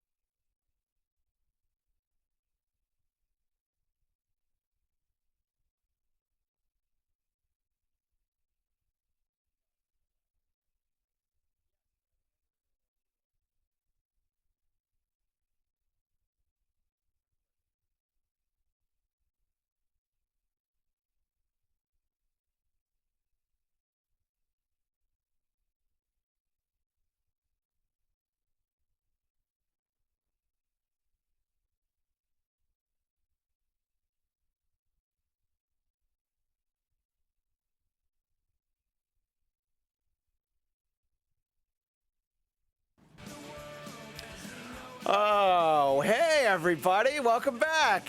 It's 8:30 on the West Coast, 11:30 on the East Coast, and I think we probably all thought we would be on our way home or drunk in a good way right now. Welcome. I've shifted over into the moderator's chair. This is officially the Trump versus Hillary portion of the evening, but it's still the same whole gang as before. Christian Bladt on Twitter at ChristianDMZ. Next to me, a little closer than we wanted, but it's a tight desk. So I know my wife Heather's watching. Don't worry, she does not enjoy being this close to me. And oh, look at that, my wife just texted. Neither do I. Chelsea Galicia at Chelsea Galicia, and of course Drexel Heard getting to sit down and maybe rein it in a little bit. But you're just drinking water because you know what? He's all business now, for at least a little bit longer. You know, but if we're still sitting here around midnight, then I think all bets I'll are share off. some of mine. And still with us, Elena Felton and B. Sorrells. Thank you guys. I don't have your social media, so why Well, don't you guys can follow me on all social platforms at hey_it's_lay. And you can follow me at B Powell. It's not B Sorrells anymore. I know, you gotta Yes, change. I had to change that. My apologies. Yes. I got old information.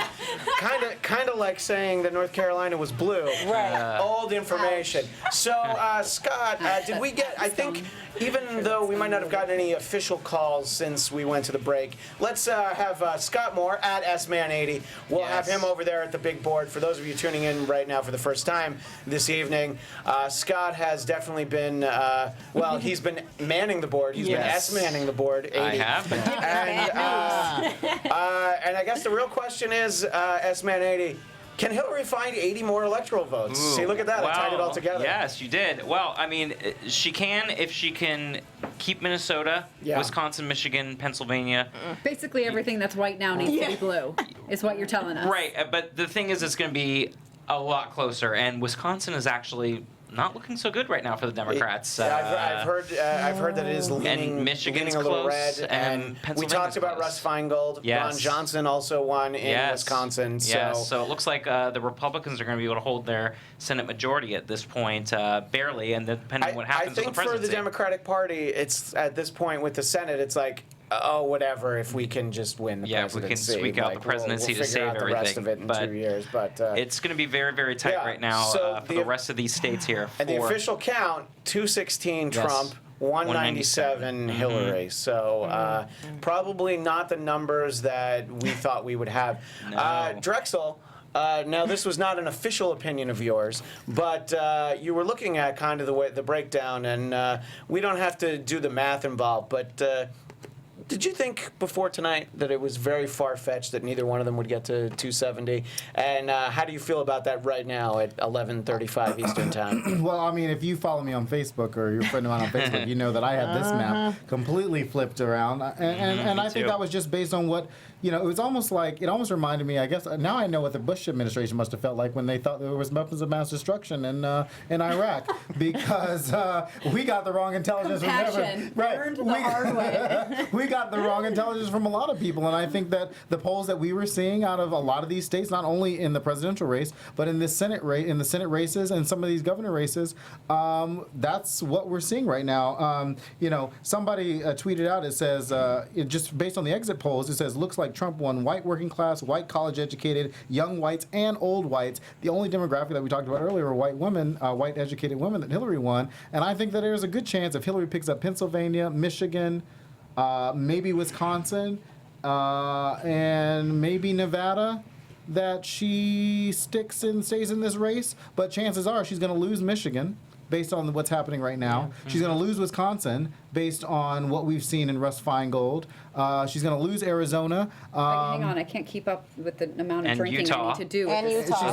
She's And lost Georgia. Utah because I think they've already called Utah, and I'm I still think waiting that for the final numbers, but the AP has not called and I think Utah. they're going to call Georgia. And You haven't called Georgia. we've called Florida here at our decision Right. desk, our Yes. decision map. Yes. But it is interesting because CBS and CNN CNN have have still not not. called Florida. Right. Now, there is kind of the skeptic in me, a little bit of, a sort of conspiracy theory where CBS and CNN are selling a TV show and they kind of want to keep people tuned in and they want there to be a little bit more drama.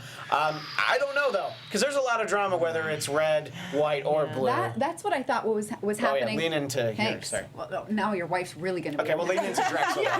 Tim's going to be okay with that, right? Yeah. And it looks like 49%. CNN is calling Wisconsin for No. Donald Trump. No. Iowa's CNN, gonna go Fox over there, too. News. Yeah, 49.2%. And honestly, is that really? It's just like it's less than 1,000 vote difference. Yeah. So we could see some numbers here, but if that's the case, that really makes the it's- likelihood of Clinton's presidency much lower now. Yeah, no. If you have Wisconsin going red, I think that So that's interesting, and I honestly, it doesn't really look like the Gary Johnson, Jill Stein factors aren't really entering into it. But and somebody made a really good point on Twitter. One of my Twitter followers who is a Jill Stein supporter, and it looks like MSNBC seems to be blaming a lot of this on third-party voters, which it looks like the numbers are not telling that story. No, I think there's so, some anecdotal evidence maybe in some specific states, but I think on the whole, these are really marginal votes. I mean, you're getting in Wisconsin, what we're looking at is 1% of the vote for Jill Stein, 3.6 for Gary Johnson. And I mean, yes, if you take all those numbers and add it to Hillary, she would be in the lead. She'd actually barely be in the lead, right? Anyway, she would be more comfortably in the lead, but they wouldn't all be voting for Hillary. Yeah, and we talked before the break that when the FBI investigation came out, the Dow dropped. Then when James Comey cleared Hillary Clinton Dow went up, and now the Dow has dropped 700 points in the past 3 hours.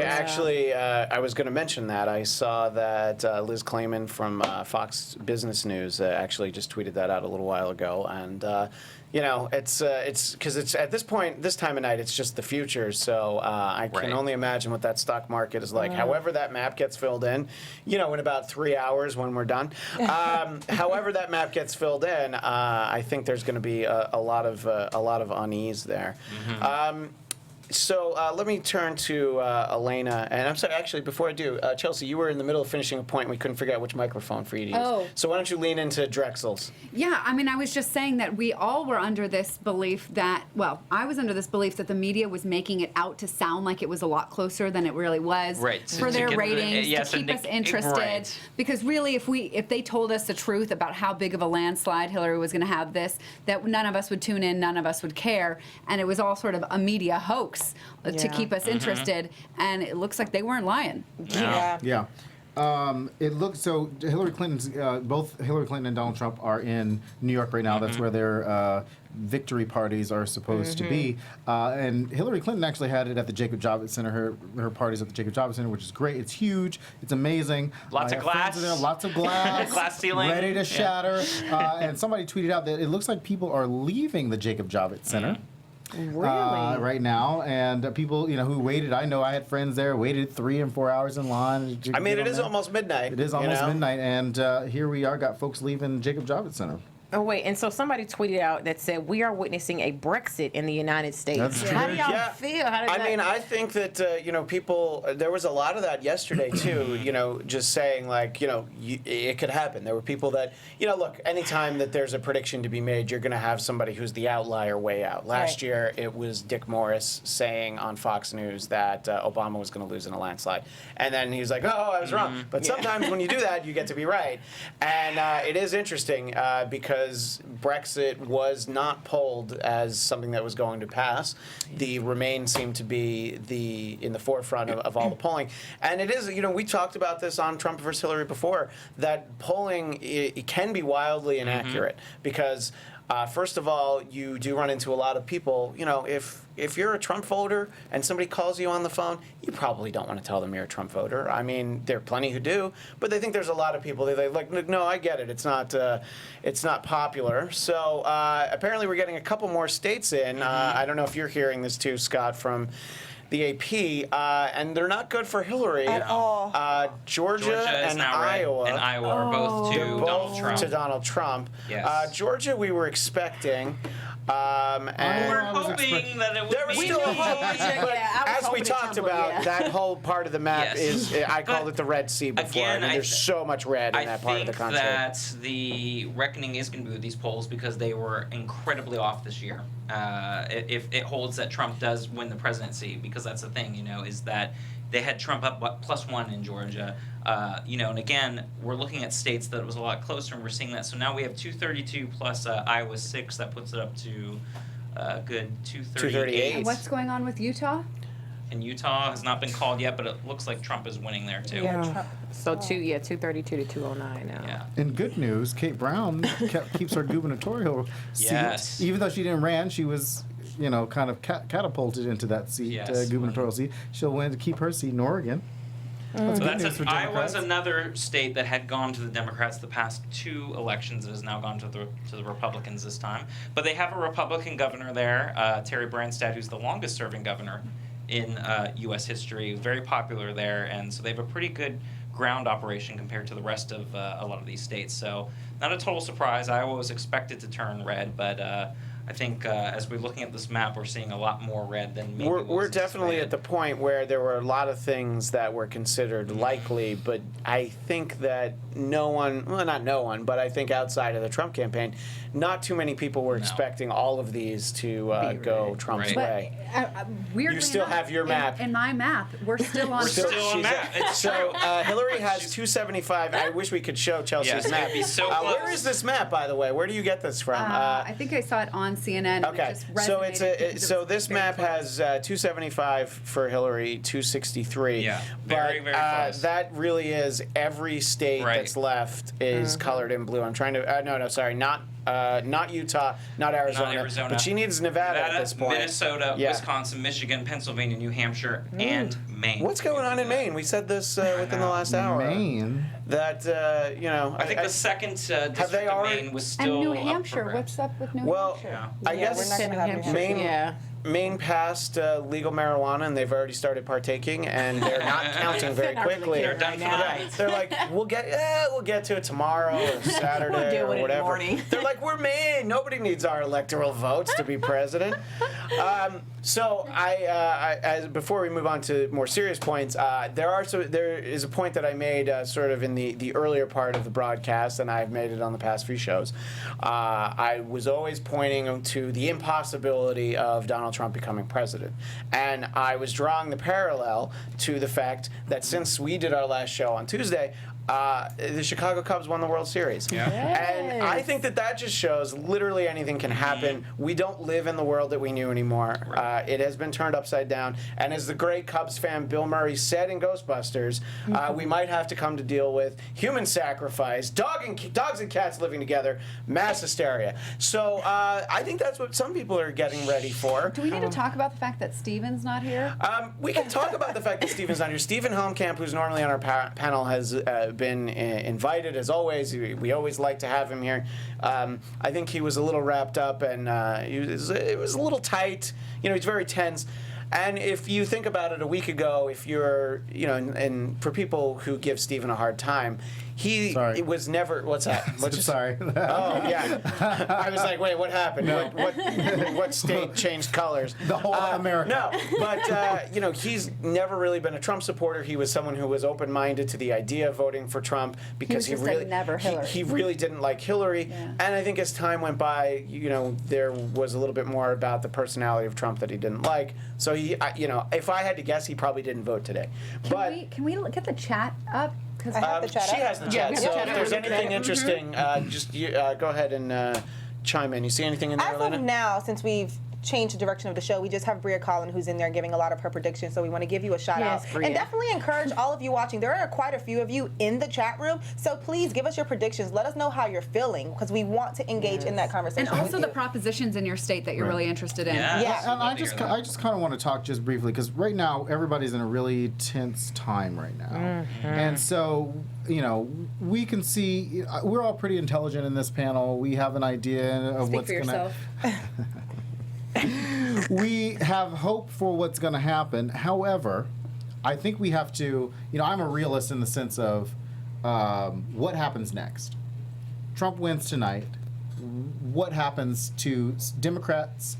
Do Democrats need to now shift focus? Yeah, everybody's gonna be like, oh shoot, we should have picked Bernie. But not only, well, they're gonna say that. Phil Scott, Yes, one in Vermont. the Republican Yes. in the state of Vermont, just won that gubernatorial race. Well, again, Republican in Vermont, not a total shock. Not a though, shock, in but that sense. in a time where Bernie Sanders was so popular, Right. you would have thought the Democrats would have put that ballot, or at least enough independents in. But here's the thing in Vermont. about governor races that you have to take out of the equation from federal races. They are very local, and you do end up having candidates win these states that you wouldn't expect, like Larry Hogan in Maryland, for instance, in deep blue Maryland is a Republican.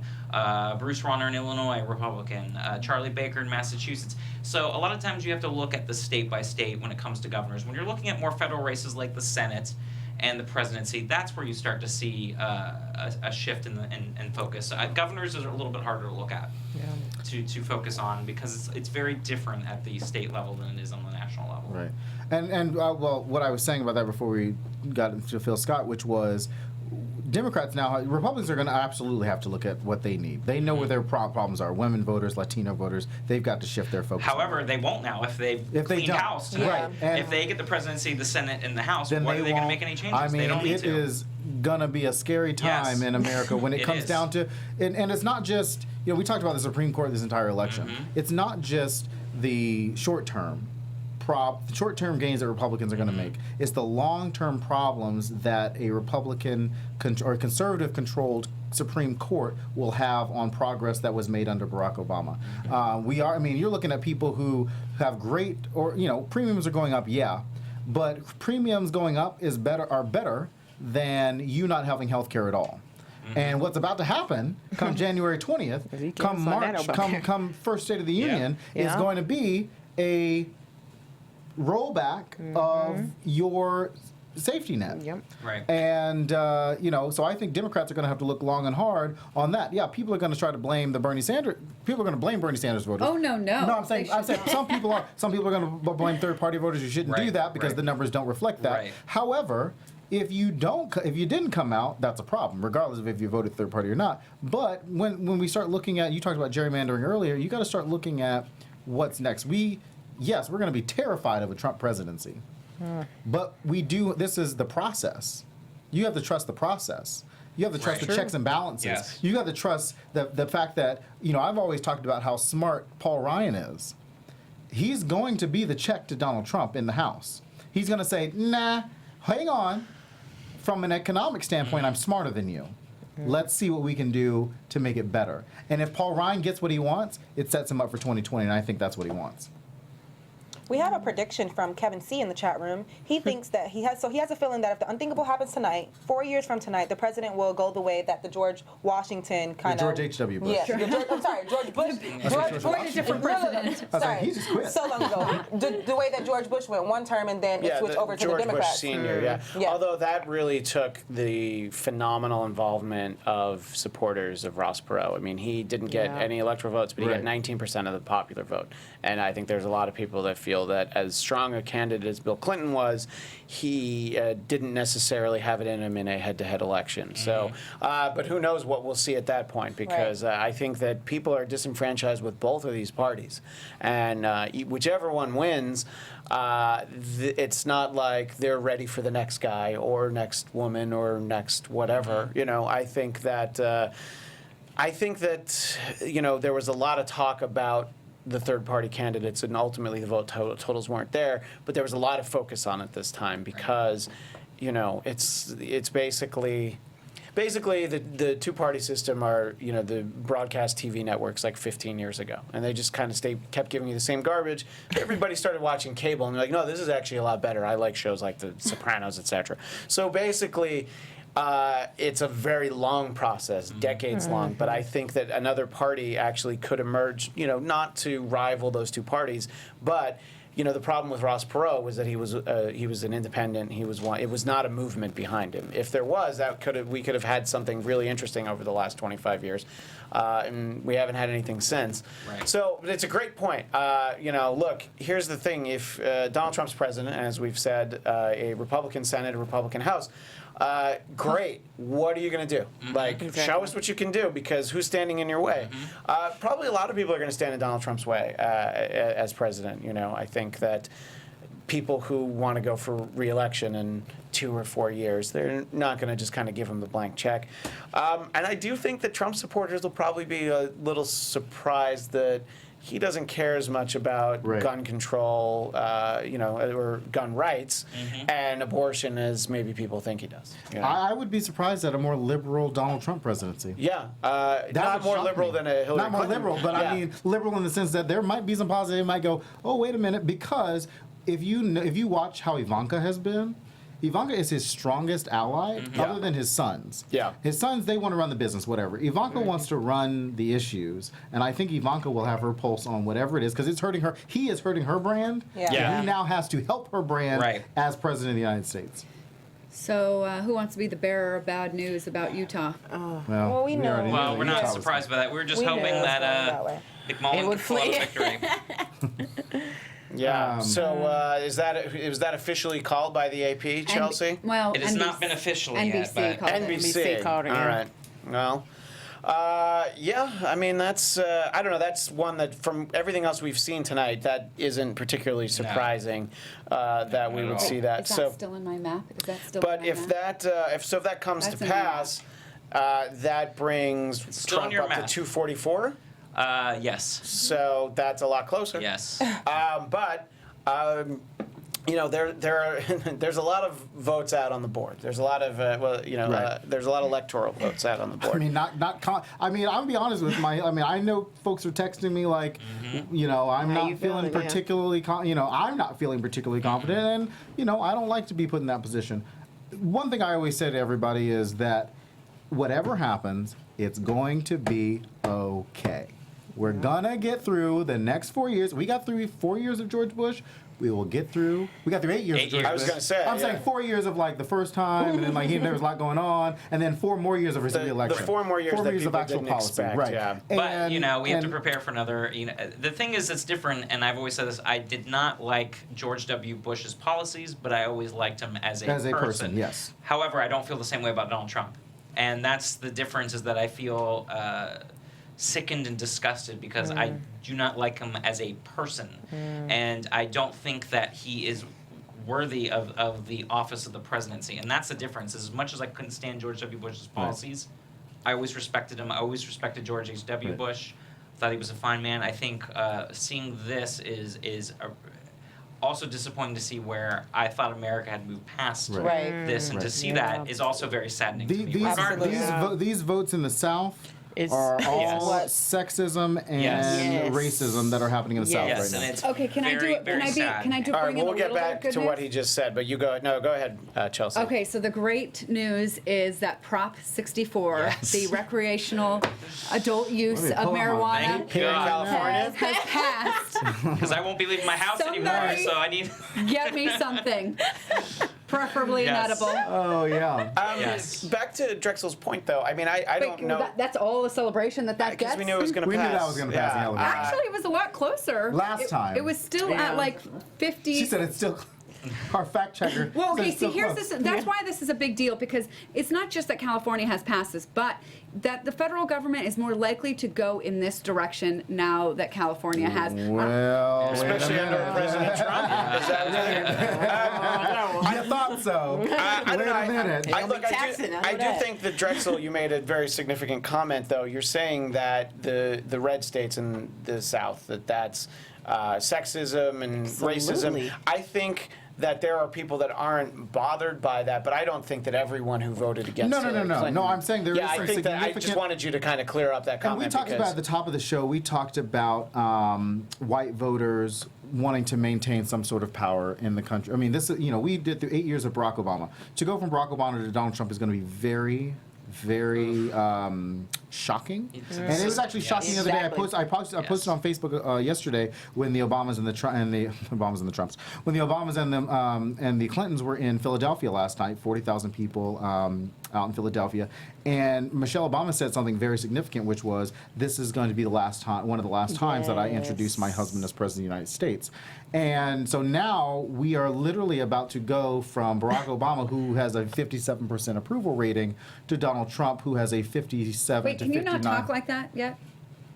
Well, there's a possibility that we'll go from a Barack Obama who has a 57% approval rating to possibly as Donald Trump, who has a 57 to 59% disapproval. Look, even if rating. Hillary's president, it's not like her disapproval rating. No. You know what I mean? So it's it is it's a and I was saying difference. this to somebody earlier, is that the threat that is Donald Trump is very different than the threat that is Hillary Clinton, and that is what people have to remember. The threat of Donald Trump is now you've got foreign powers who are going to say, America is very weak right now, and what can we do to make sure they don't have power for a little while? And that's going to be that. And then you got Donald Trump and his ego, who's going to be like, well, you want to play that game? Now we're in this tit-for-tat war. But that's my concern. With big countries. You said that we're going to be okay.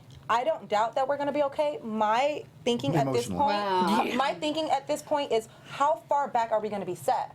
Like what's going to happen to, I guess, the condition that we are in when it comes to, our foreign threats and et cetera.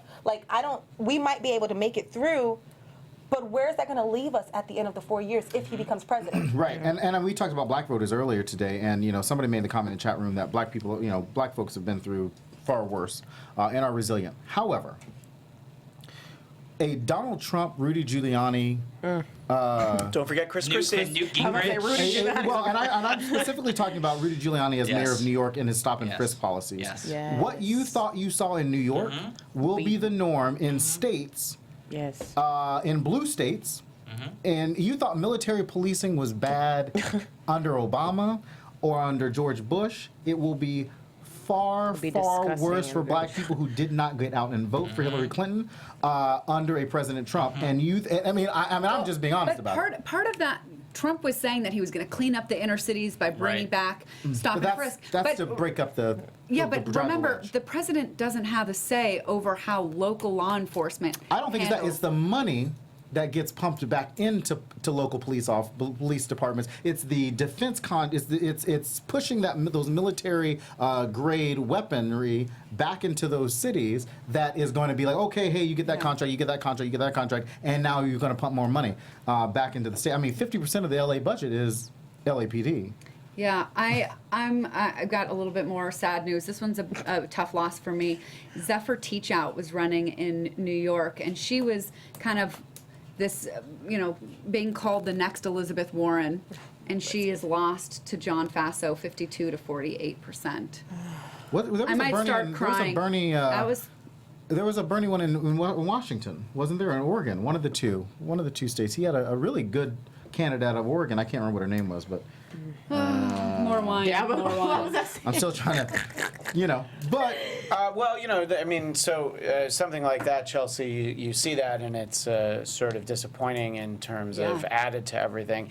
How does that result compare to one that might come in a little bit, President Trump, though? Because I feel like that's the sort of thing that, But at you least can live with But if he it's had not. won and was counterbalanced by the Senate. Senate or House that was a little more balanced, it wouldn't be as devastating. What I do think will probably be the saving grace for the Republic is, and I say the Republic as a whole, are Democrats just not voting at all. Democrats in the Senate blocking every measure that comes down. You thought there was gridlock under Barack Obama? Yeah, Democrats it's will about make to it be. so. Elizabeth Warren, I was Bernie just about to say Sanders, Elizabeth Warren is a they will make it so bulldog. much She's harder for Mitch McConnell to do anything. I guess, all the talk before today, or not maybe yesterday, but in the recent weeks, was about the idea that the Democrats maybe could take back the Senate, and, they kind of gave up on the idea of the House. What do you think that the breakdown is likely to be? Now, there won't be a supermajority in any way, so it's going to still be a razor-thin margin. So, does that just in 4 years, hypothetically, Chelsea, calm down, give a President Trump running for re-election, just be like, hey, I tried everything, but look at the Democrats, they wouldn't do anything. Just to speak to that a little bit. He'll do that because, and we talked about earlier about Barack Obama not doing that. And Donald Scott's Trump, officially Coloring in Utah, right? as it's been called. Yeah. Donald Trump will do that. He will brag. He will complain from the office of the president, which is what Barack Obama did not do enough of about Republicans, which is why we saw the numbers that we see right now. So, yes, 4 years from now, Donald Trump can say, yeah, he'll say it every time. Yeah. Democrats are doing this, Democrats are doing this, Democrats are doing this, and they're blocking everything that he'll say had a mandate for out of this election. And here we are, and now in 2018, you got to wipe him up. He's going to drain the swamp again in 2018 to get what he wants through. And if Democrats learn anything from this election, it will be that you're going to have to do something a little bit different. This is an interesting comment. America is Gotham City. I like Trump this is one. the Joker. He just got here. We have no idea what he's thinking, and there is sure to be chaos that follows. And no TPP. I mean, I'm looking for the silver lining here. Yeah, and that's from Mikey in the chat room, and yeah, I mean, it's an interesting comparison. Obviously, the Joker comparison, but yeah, Gotham City is it's a little bit scarier than New York City or Chicago. You're not quite sure where it is. Obviously, you can't walk down an alley with your kids. I don't know how many times I've seen Thomas and Martha Wayne get assassinated while Bruce Wayne has to watch. So yeah, maybe we have a Batman coming though. So I guess or Batgirl Or a lawsuit. Wonder What do you Woman. think? What happens if Trump University? Right? I mean, do you want President Mike Pence? Is that going to make you feel better? I mean, honestly, it should make you feel a little better in some No, way. no. I want to go to Drexel's wedding. Yeah, Yeah. you better do that. You better do that before I know. January, Drexel.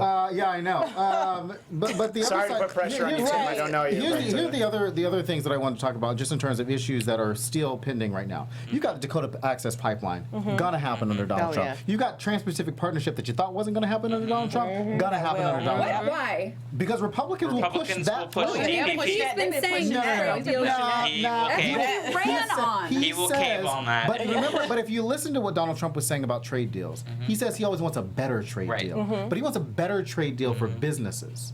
He doesn't want a better trade deal for America. He doesn't want a better trade deal for working class, all those little red states that you got, those little flyover states that we got colored in over there. He don't want a better state for that. He don't want a better trade deal for that. He wants a better trade deal for the Donald Trumps of America, and that's what you're going to see. That's what's going to be surprising to the American people, though. So they're voting for him by, what he's been running on. We know him as being flip-floppy. We know him as saying one thing and then doing another, or vice versa. So they're going to be very surprised to see him kind of flop on the things that he said that he would do. And I think that would be working in the favor of the Democratic people. Yeah. We'll have to see. Yeah, so what we're seeing at CNN's website in North Carolina with actually McCrory leading, but I was by just seeing 22,000, but Yeah. It's very close to 2,200 Cooper. votes. 2,200 votes, and I had literally minutes ago it seemed like Cooper was leading. Yeah, So, it's kind of gone back and McCrory forth. was leaving. Yeah, McCrory was leading. But now it's well, I don't know. I don't care what they say. I'm calling that too close to call. That's Yeah. 96% of the vote. There's still some votes out there on the table. So no, I looked at Vermont for a second and thought it was New Hampshire. I'm like, wait, did we actually color? So Scott, you've colored in Utah. I have. And the vote total, the electoral vote total, Yes. 244 to 209. I'm not great with math, but I think 244 is closer to 270 than 209 is. Yeah, so basically right now, she can only really lose Arizona and Alaska. She's got to clean Yeah. the board now. And they're saying that Trump is leading in Pennsylvania. Yeah, so she's Right. got to clean the board, and if she doesn't, then there's a good chance that Trump not only wins but goes over 300 electoral votes if a lot of these states turn. And it will be a very big thing in tomorrow's news is the fact that all these states did go red, especially when you're talking about the Rust Belt states that we were talking about earlier, that they were definitely looking like they were trending Republican maybe in 2020, 2024. We're also seeing Hispanic votes and African American votes being suppressed this time. So it's definitely looking teetering right now for Hillary Clinton right now, but because basically she has to run the board, minus Arizona and Alaska. She can still afford to lose those 2 states, but she's got to run the board with the rest. I wonder what Donald Trump is thinking right now. Like, in his head. Like, I really didn't think I was going to win. Right, this. exactly. Like, He's probably like, oh my God, "Dang." now I got to run the country for Right. 4 years. Yeah. But on the other side of that, you got Hillary Clinton. I cannot imagine what Robbie Mook, Jennifer Palmieri, Brian Fallon, John Podesta, what that team and what the White House is doing right now. Right. Locking down, calling foreign governments, being like, Yes. look, here's what we got to do. Here's what you need Well, to do. I know what Massachusetts and North Dakota are going to do. What are they going to do? They're going to go smoke too. Yeah. Yeah. Massachusetts passed recreational and North Dakota Yes. passed medical. Wow. Very interesting that North Dakota, that's actually, you know, a state like Massachusetts, you know, there's a lot of hippies there. But North Dakota, that's very interesting. But I don't know. As far as how Trump is, he's probably at home or celebrating in New York right now. Probably He's in his hotel. In his hotel, probably. You know, he's delusional. He's probably knew the whole time that he was going to win. Like, Well, of yeah, course he I did. know He it. said I that. know it. He said that, but Exactly. You know, I mean, he talks about Delusional. having his own polling, which you hear a lot of he times said it from was rigged, candidates. yeah. And he said that the polls were rigged and that the system was Right. rigged. But, you know, I mean, if he wins, it'll be interesting to find out, okay, what did your polls say? What did they talk to? Well, Maybe they won't tell you. I but- do think that's going to be devastating for the polls if he does win, because you have places like PredictWise and the betting markets that had her at 80-90% chance for Hillary Clinton to win, and even Yeah, Nate, Vegas is not going to be happy about 71% this. Yeah. Nate had her as of this morning winning. So it's devastating for people in that poll business, because now that takes a hit for Nate Silver's reputation. Yep. Pretty much PredictWise, everybody. You know because who they not, though? completely would- Kellyanne Conway. Yeah. Conway knew what was up. Kellyanne Conway knew what was happening the whole time. And I will say this, David Plouffe, who was President Obama's advisor, tweeted out, never been as wrong on anything in my life. Still a beating heart in Wisconsin in the 2 congressional districts, but sobriety about what happened tonight is essential. And that's what, that's what I say. The realistic portion of it is, somebody asked me today, they were like, or tweeted like while the results were happening, they're like, what's happening? And I was like, democracy. I don't know what else. I don't know how else to say that. Well, Well, let's I don't know tie if into it- that. Sorry, but Kevin wants to know. yeah, because he makes a really good point in the chat. Go ahead, Elena. So Kevin C wants to know, do we think that voter suppression actually played a very big determining factor in the outcome of this race? I'll speak first as a voter who's probably not likely to be suppressed ever as a white man. I think that there's always some degree of suppression, minor, and I think that there's, always probably a precinct or two that does something that's not above board. But depending on the way this is heading, I don't think that if there is anything, I don't think it's significant enough. I think this would have to be one of those things where the margins were a few electoral votes, Right. or even in the popular vote. But yeah, go Let ahead. me say, I do have some people who went out to vote early, and they said that the screen was jumping. I've heard that, So yeah. they said that they went in to put, Hillary Clinton, and then it jumped to Donald Trump. Now, and I've then they also had heard to, the reverse, too, though, depending on where your Yeah. polling place was.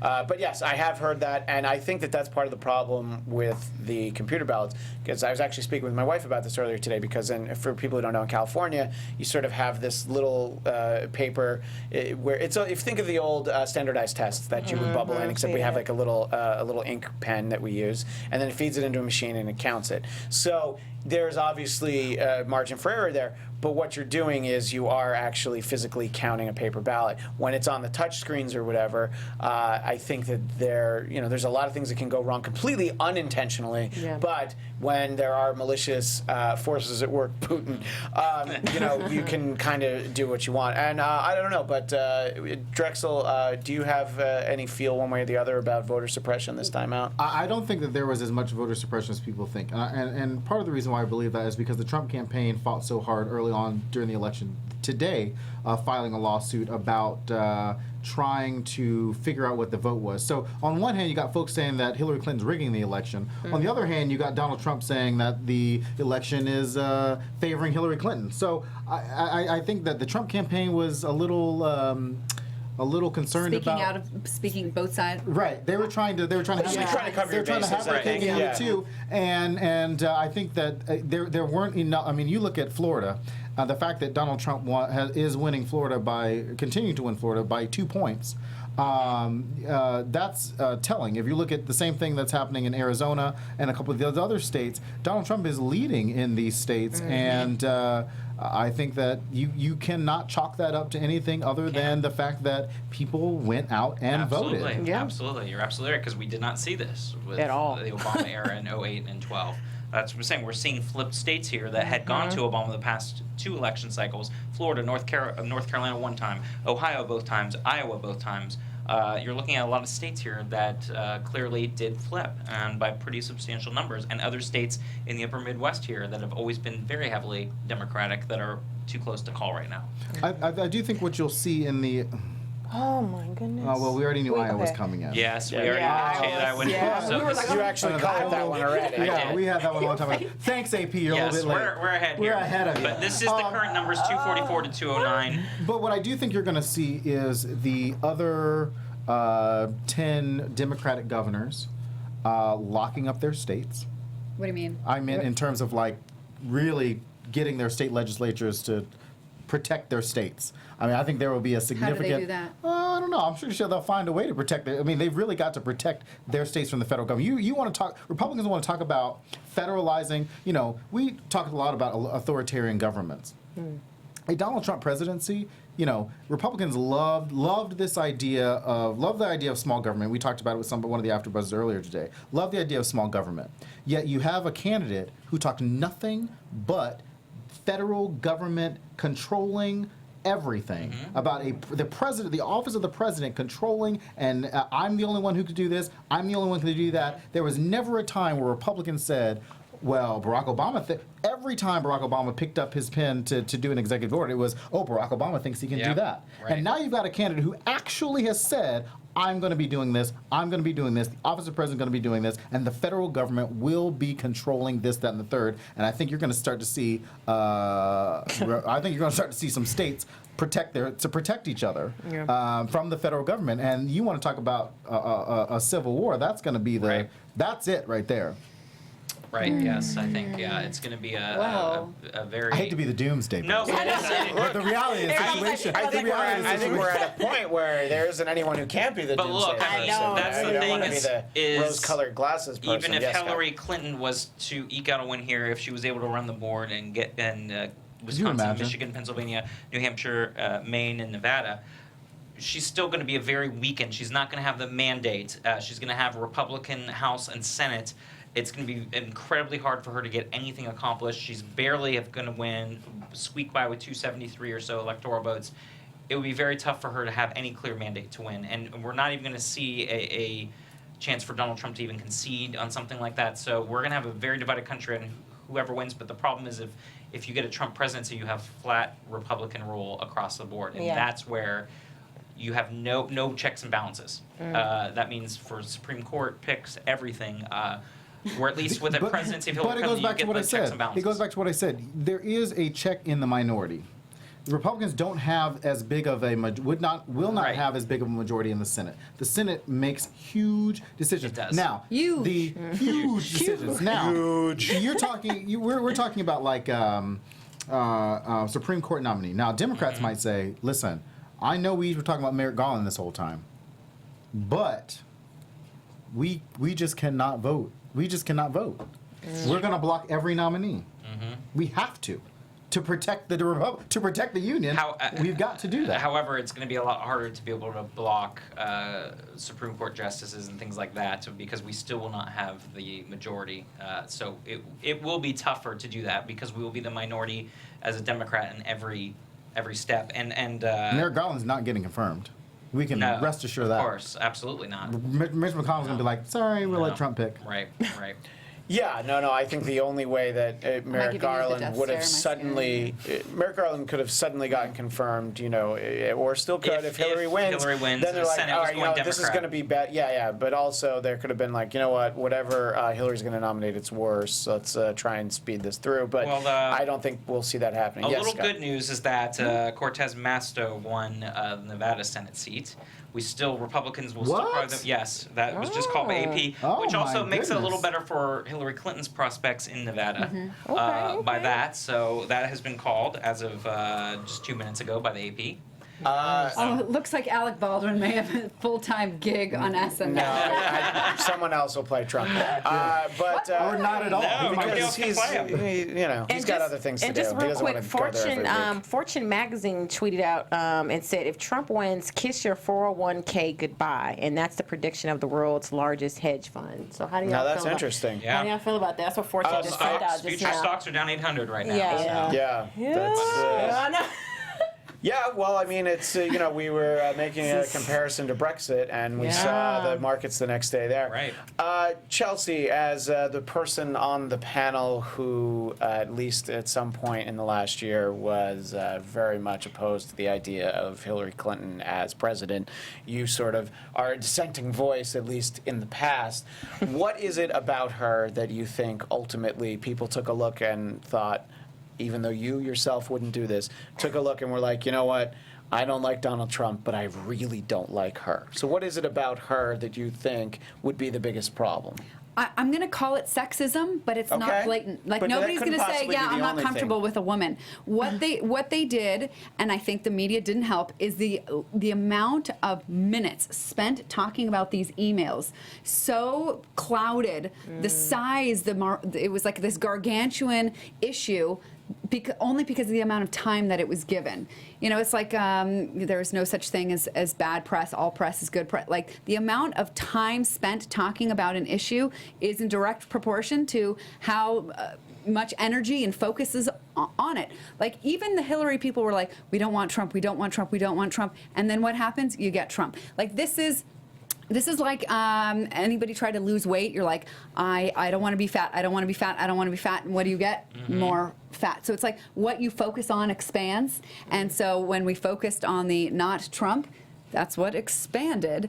And I think that's sort of what happened. And I love me some Van Jones, but CNN spent so much of the primary on Trump. Nothing about Bernie, hardly a peep about Bernie. And then everybody's just talk about emails. Nothing and positive about Hillary either. and like and that she's a criminal. Well, you know what? I guess I'm a criminal too. I was arrested for civil disobedience. So am I like the bad kind of criminal? I mean, I think that there are just there's variations of levels of criminality, and everybody convicted her without there actually being a court of law that convicted her, And I which is think, a little like alarming. you said, it didn't matter what the lack of any kind of court decision is, because Hillary Clinton immediately emails is what people thought of. And Donald Trump, it was a lot of silly stuff in I their think mind. And they're like, someone that I trust the opinion of, this is what they said to me. They said that Donald Trump is a goofball, but Hillary is evil. And people legitimately feel that way. And we've talked a lot about that on Trump versus Hillary. You got that from Stephen. I didn't get that from Stephen, although I do think Stephen thinks. By the way, Stephen texted me. That means Kristen would have to trust what he said. That's true. But Stephen texted me a little while ago. Stephen Helmkamp, who's usually on this panel but inexplicably isn't today, he texted me and said, Trump going to win. And I'm like, yeah, where are you? Like, this is what you should be talking about, because I'm asking you, who voted for Hillary because you didn't like her at one point. We don't have, and look, it was hard to try and find anybody who was a dissenting voice. I've been very upfront about that. I sent out an email. It went out to all of AfterBuzz.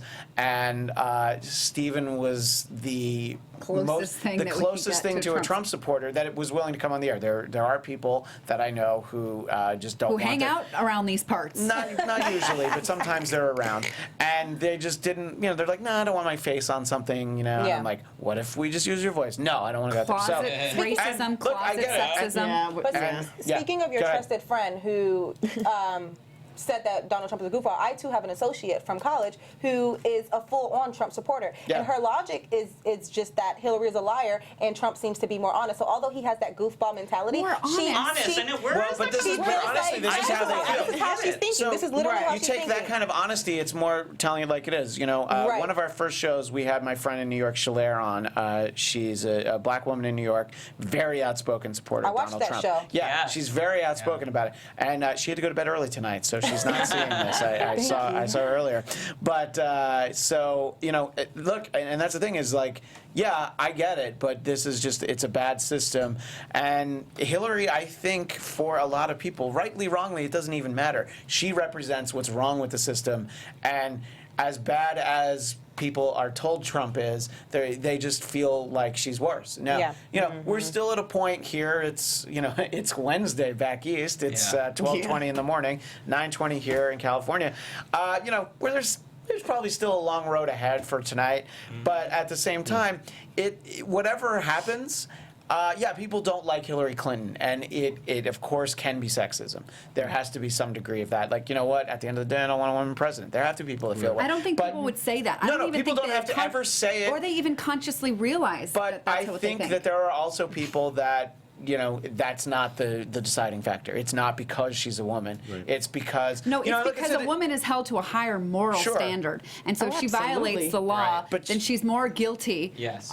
than a man of the same crime. But she's I also will an agree. extension of Bill Clinton, who is someone who that there are a lot of people that, you know, in the years since Clinton was president, there are plenty of people who, you know, really love him and are very fond of him, and then there are people who just sort of dislike him more and more. And this is an extension of that. And look, what we haven't even talked about is how tough it is for the party that has the White House for 2 terms Right. to then have it for a Right. 3rd term. It happened for George H.W. Bush, but that's because, you know, Reagan was phenomenally popular, Right. especially, you know, I remember the 84 re-election, and it was Right, just as we crazy that said, anyone was even Minnesota running. was Yeah, the Minnesota only was state the only that state, went yeah. Democratic. And yet it's still not blue tonight. Yes. Yeah. You know, so Walter Mondale you like, Al Franken you like, Yeah. but Hillary, we're going to wait on that. So the- there is an update. Go The ahead. Yes. Democratic governor in Washington will keep his seat. Yes. Uh, Again, another surprise. Pat McCrory is pulling. I'm sorry. Roy Cooper is pulling ahead in North Carolina. Yeah, see, that one's going back and forth a lot. And I think that's where we are right now. I saw a couple of David French from the National Review tweeted out. I think, and we talked about it just in terms of where Democrats will probably be in this one under a Trump presidency, which is, I think dissent is about to become the highest form of patriotism. And then funny tweet, because right now we need something We do funny. need it. America is collectively about to do the biggest mannequin challenge as we sit in shock staring at our TVs if Trump wins. Literally about to sit and be like, huh, what That's just gonna be happened? me. And what do Yeah. we do tomorrow? Right. Do we go to work? I do we guess do? go to work tomorrow. I mean, Pack Well, up not, and leave. Arkansas might not be. Well, they only voted medical, but they voted yes They'll on be medical smoking on marijuana. something. But And Arkansas, that's really shocking to me. That in North Dakota. and we didn't spend a lot of time. We talked about Mike Pence earlier in the first couple of hours. Mike And- Pence will probably move to Arkansas so he can smoke. He's like, Oh, oh gosh. man, I am in for a rough time. Which you know what?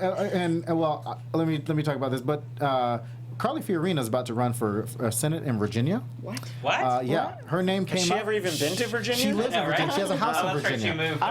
She has a house in Virginia, She's smart. and I believe So the Virginia GOP is going to be recruiting her. And under a Trump presidency, Carly Fiorina will be a favorite going into that state. But right now it's blue, so she might not be. So- but the other part of that, Yeah, go ahead. for Bernie Sanders, or not just for Bernie Sanders, but just for that progressive wing, you can kiss climate change bye-bye. Yes.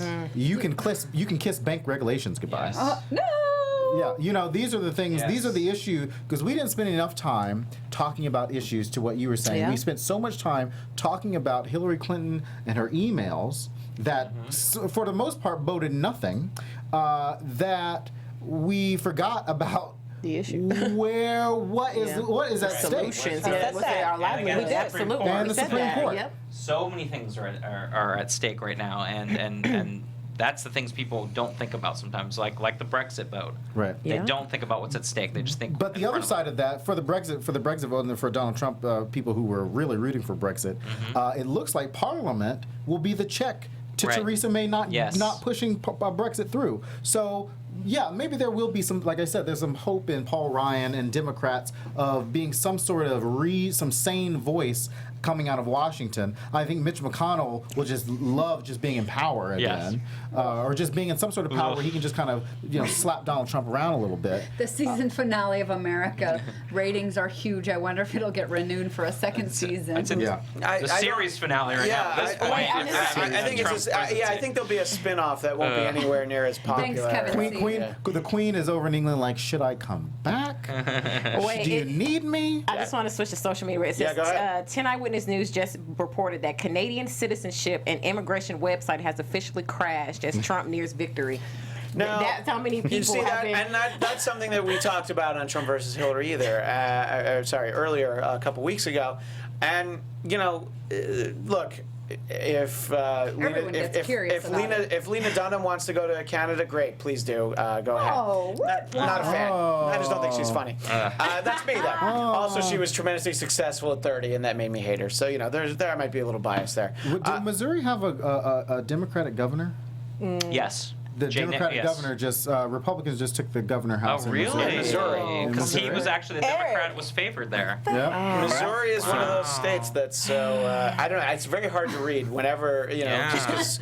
Canadian voters have closed. I from literally that blinked and he got it. Yeah, but and back to the point about Canada, and look, celebrities have done this before, and then they didn't move to Canada. Yeah, I mean, Let's all pick a red state and move there. And Well, that's actually what I was going to say. Split the Somebody blue. that I know suggested on Twitter is like, no, don't move to Canada, move to Florida. How about move Texas? to I'll move Georgia. to Austin. Okay, I'm from Texas. There's not enough people. Look, obviously there's not enough people in Texas to you got to move. You got to move to Lubbock or yeah, exactly. Where's that? It's That's a the place very you- small place in Texas. I want to bring something up because I want to Yeah, ask please do. everybody this. So WikiLeaks has been a huge, anonymous WikiLeaks. Any of these underground websites have been a huge part of this election.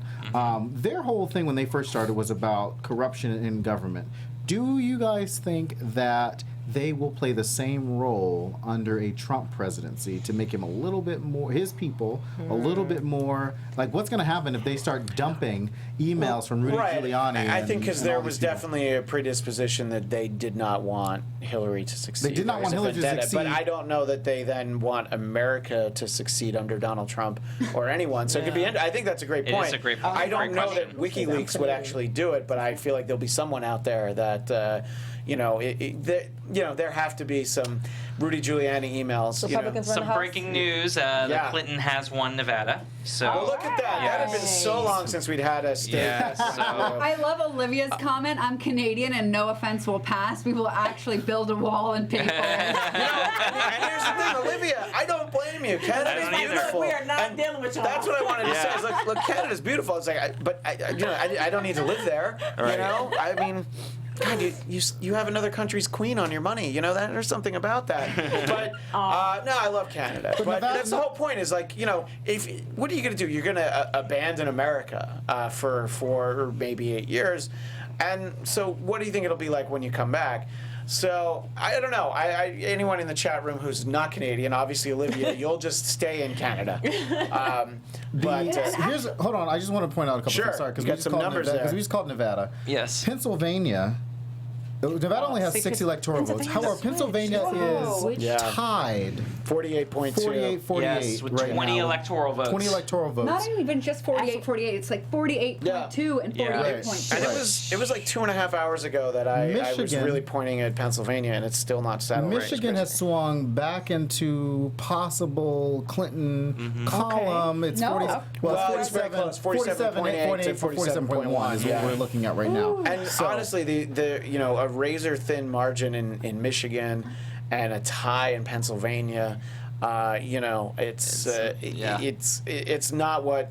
Look, we can talk about sexism some more. Right. It's not that. It's not that at all. That can be People a came out to factor. vote. Right. People came out to People vote came out to that vote. don't usually vote, and they are definitely people who aren't going to tell you how they're voting. And they're going to like, oh, okay, so this person's asking me how I voted today. I don't think they have any a of press the pass. sexism is overt. I don't even think No. it's conscious. I just think that it's not. You can't point to just that. I think Right. it can be as much of a factor as other and things. Can I say that I think that it exists even in women? So it's not just men voting. absolutely. No, I think that's definitely true. That Absolutely. women Oh, are, yeah. They're hard on other women. Oh yeah. I've seen Mean Girls. Yeah. I understand.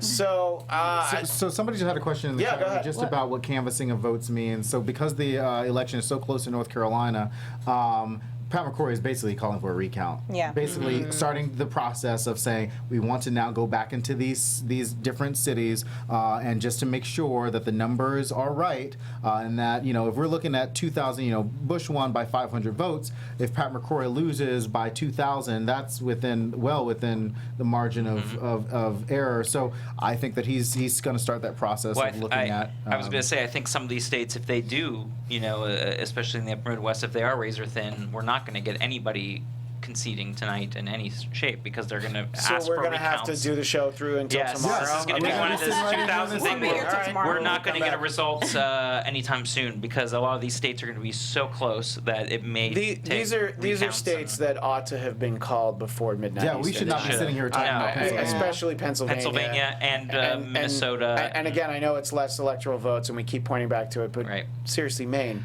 Are you kidding me? Well, the thing is that this could be one of those elections where Hillary Clinton wins the popular vote when it's all said and done, but then loses the Electoral College. That's how close it is. Remember last week I talked about that my worst nightmare was that she would win the electoral and he would win the popular, and it looks like, and as I pointed out then, and yes, we can talk about Florida in 2000, but Al Gore won the popular vote. Right. And George W. Bush ultimately won the Electoral College. So there's a recent precedent for that. Yeah, so there could be a very long night ahead, and at this point it looks like you may actually not have a winner if these races hold up and there are recounts and there are because the Democrats are not going to go down easy when it's this close as well too. No, they have a team of lawyers as well, and that was the interesting thing was all that. Hey, Trump, are you going to concede? It's going to be the same thing. Well, Hillary's not going to concede tonight either. I'm going to need Olivia in my life for like ever. This is actually very funny. If it makes you guys feel better, we voted in our prime minister because it looks like Prince Eric from Disney's Ariel. From Little Mermaid. That is funny.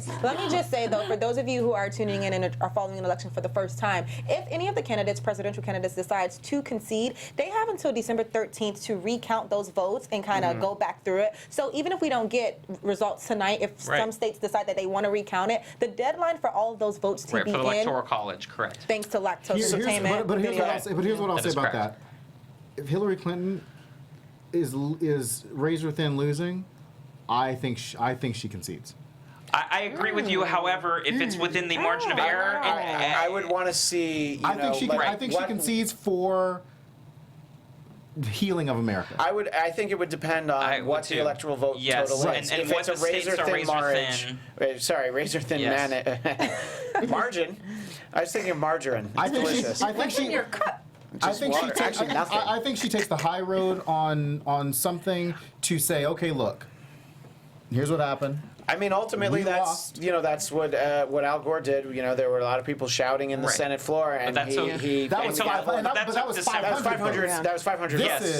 But again, if there are a couple states that are razor thin, I don't know if she would concede because if they do recount, and you're talking about Pat McCrory, North Carolina, if Pennsylvania is razor thin, if Michigan's razor thin, New Hampshire, Wisconsin, it doesn't lead to a clear win. Yes, I think you could say that obviously Democrats definitely had an off night when you're looking at all these states that did flip.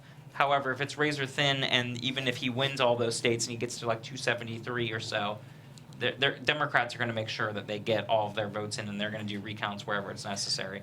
Yeah, and I mean, I think you can also get to the point where, provisional ballots can suddenly start getting looked at in some states, and, absentee ballots, I don't know that they had to be in today, I think, and is how it works, but they weren't necessarily counted today. Right. So that's when you start to get into a lot of things there. And what if it looks like Gary Johnson could be the spoiler in Arizona?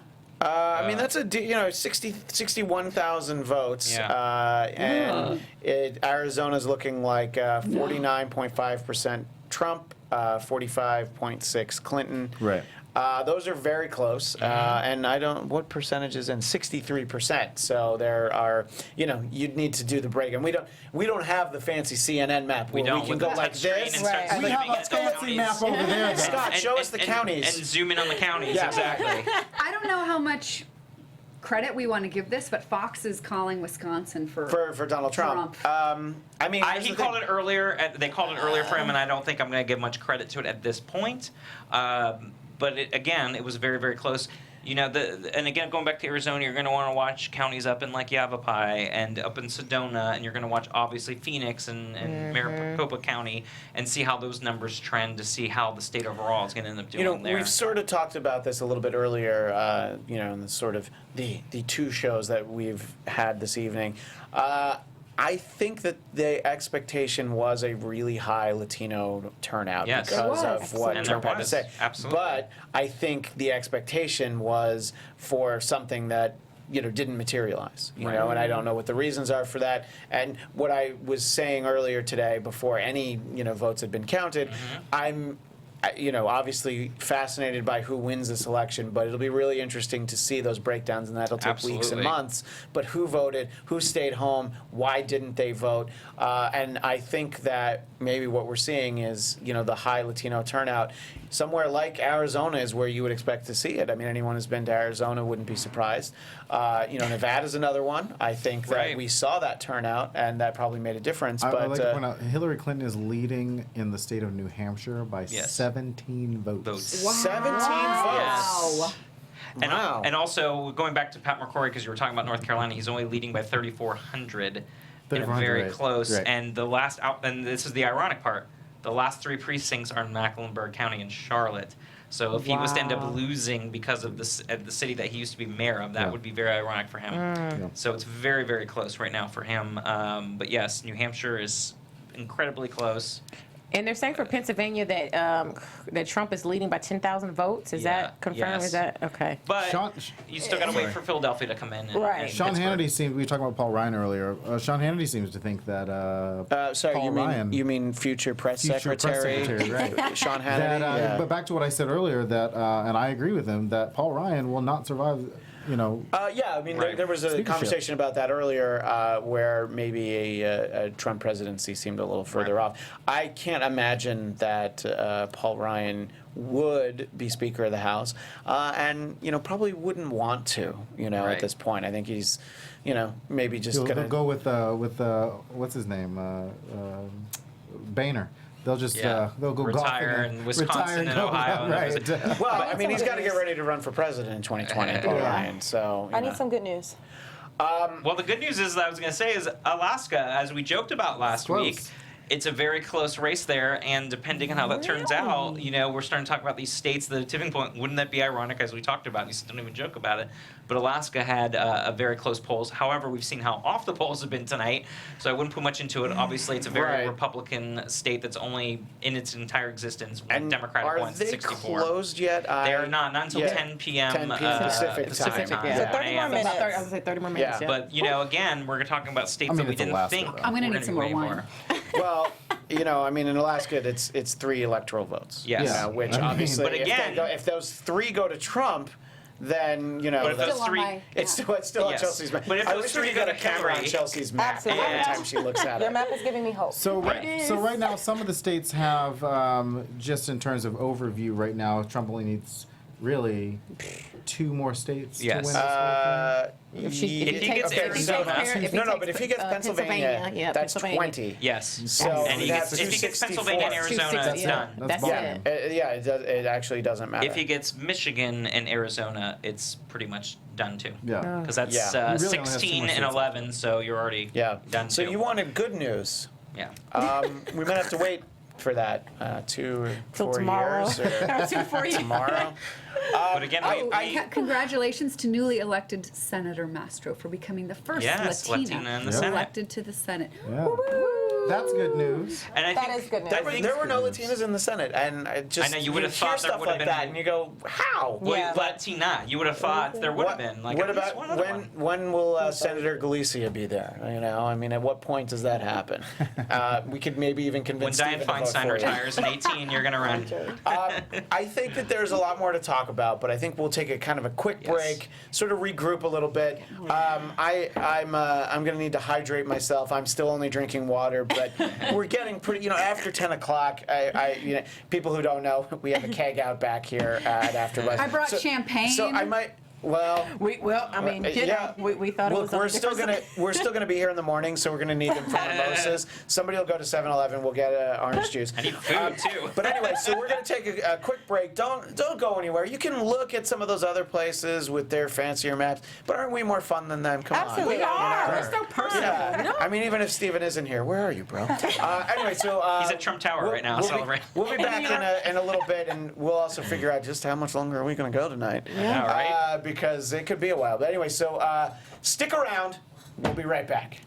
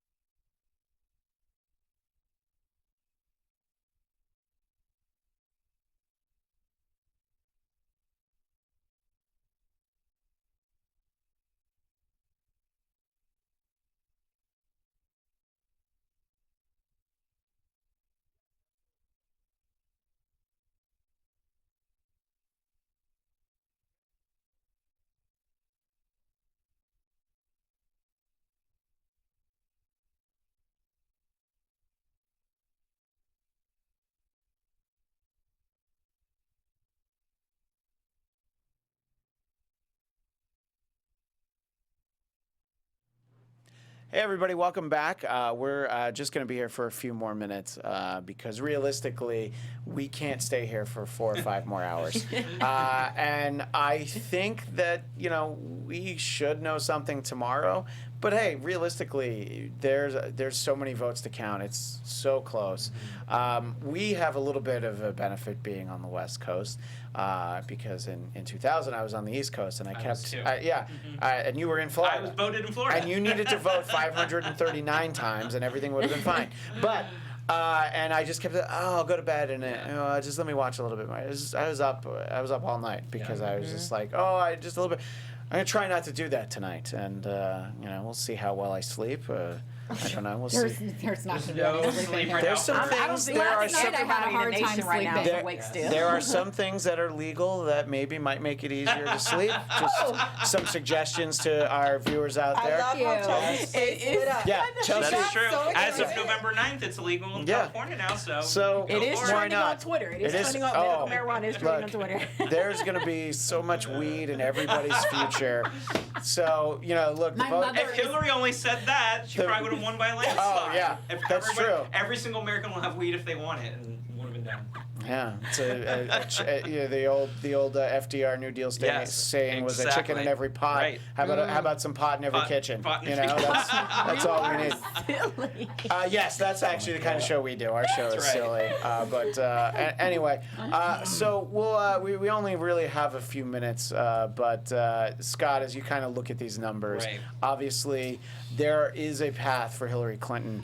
It has to include Pennsylvania. No, I mean, absolutely. there are other states that it has to include, but that's 20. I think, exactly. If she does not win Pennsylvania, then show's over. However, I think depending how close these margins of victories are in some of these upper Midwest states, I don't think the Democrats are going to go off into the night very easily here because there's going to be recounts in a lot of these states and they're automatic recounts in some of these states. Yeah, if there are. they're Yeah. 1% or less. So I hesitate to say that we're going to get any number, any concession speeches tonight or anything. Embarrassingly, I didn't read up on the automatic recounts and stuff because I thought that it It wasn't would be going not to going to be be that close. close. And each state has different rules. Yeah. And I think, again, Democratic lawyers are going to swoop in and make sure that all these states are recounted. So I have a feeling that, seeing how close it is, that we will not get an answer tonight. Regardless. So the expectation was that we were going to be doing our last Trump versus Hillary Yes. show tonight, Yes. and we would transition into a new political show with a different name.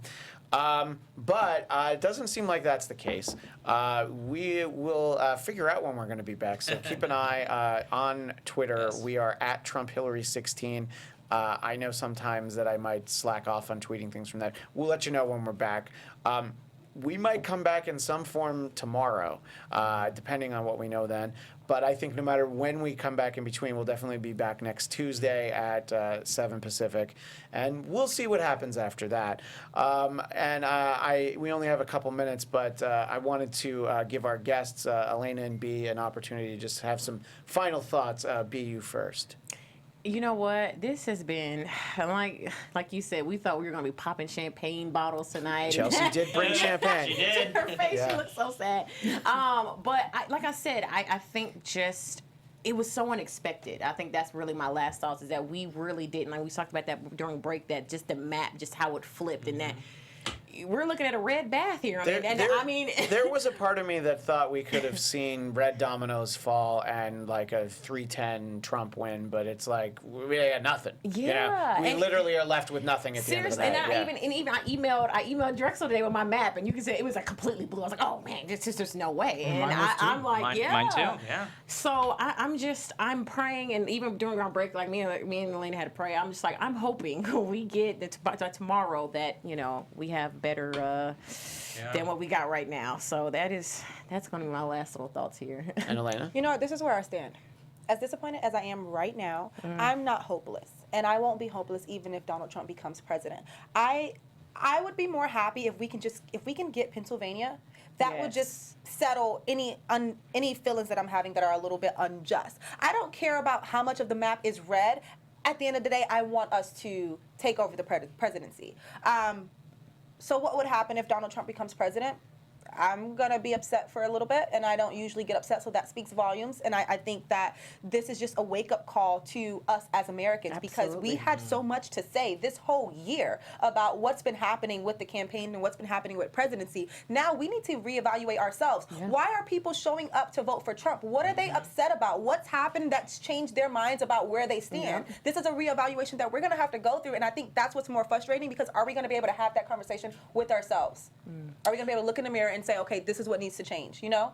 Yeah, no, I definitely agree, and I think that obviously whoever ends up losing, because even just imagine Donald Trump gets this close, and obviously people are not supporters of his or fan of him as a person, to get this close, and then all of a sudden to have all these states kind of taken away, well, then you're able to go back to pointing to the rigged system. So And we talked about what Democrats have to do. They're going to have to do the same autopsy, and I'm sure as much more successful than Republicans did on their last autopsy. And now, the tomorrow, tomorrow is going to be Barack Obama. The Barack Obama 57% means nothing. Right. When and I'm already seeing it now where my Bernie Sanders friends are already blaming Hillary Clinton supporters for what they believe was a rigged election. I'm like, that's just not how it works. And I meant all right. No, that all right was at Chelsea. I meant at the end of the day, the vote is the vote. Hillary Clinton won the primary with more than 4 million votes. Donald Trump is leading because of the vote. We can't blame anything but the fact that more people just turned out. That is the way that we don't know that. That more people. Well, still, it's a lot closer. It's a lot regardless of what the outcome ends up being, it's going to be a razor thin. We're looking at like a 2000 and 1976 type election here, and not like what we saw over the Obama era and the Clinton era in the 90s. We're looking at a razor thin close election. But I think it also goes back to what I said about Barack Obama and just the way that this Obama administration has kind of put themselves out there.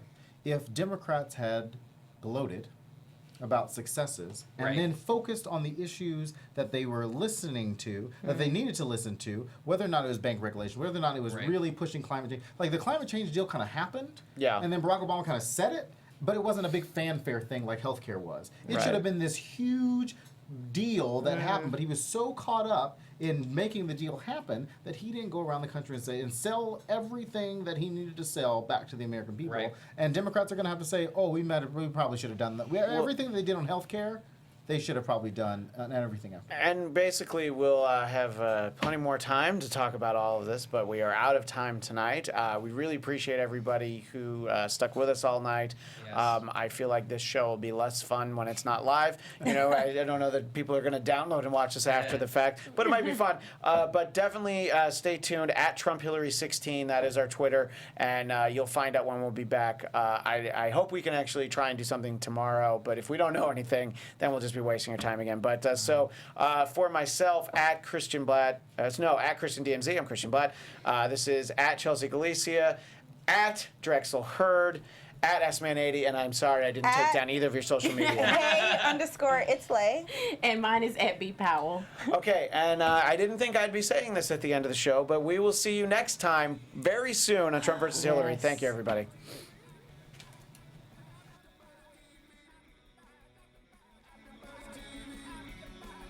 From executive producers Maria Menounos, Kevin Undergaro, Phil Svitek, and the entire AfterBuzz TV staff, we would like to thank you for listening to the AfterBuzz TV network. To watch or listen to other after shows and post comments or questions, be sure to visit AfterBuzzTV.com. I'm Sir Richard Wentworth, and this has been a presentation of AfterBuzz TV. Buzz you later! The views expressed herein are those of the hosts only and do not necessarily reflect the views of AfterBuzz TV or its owners or principals.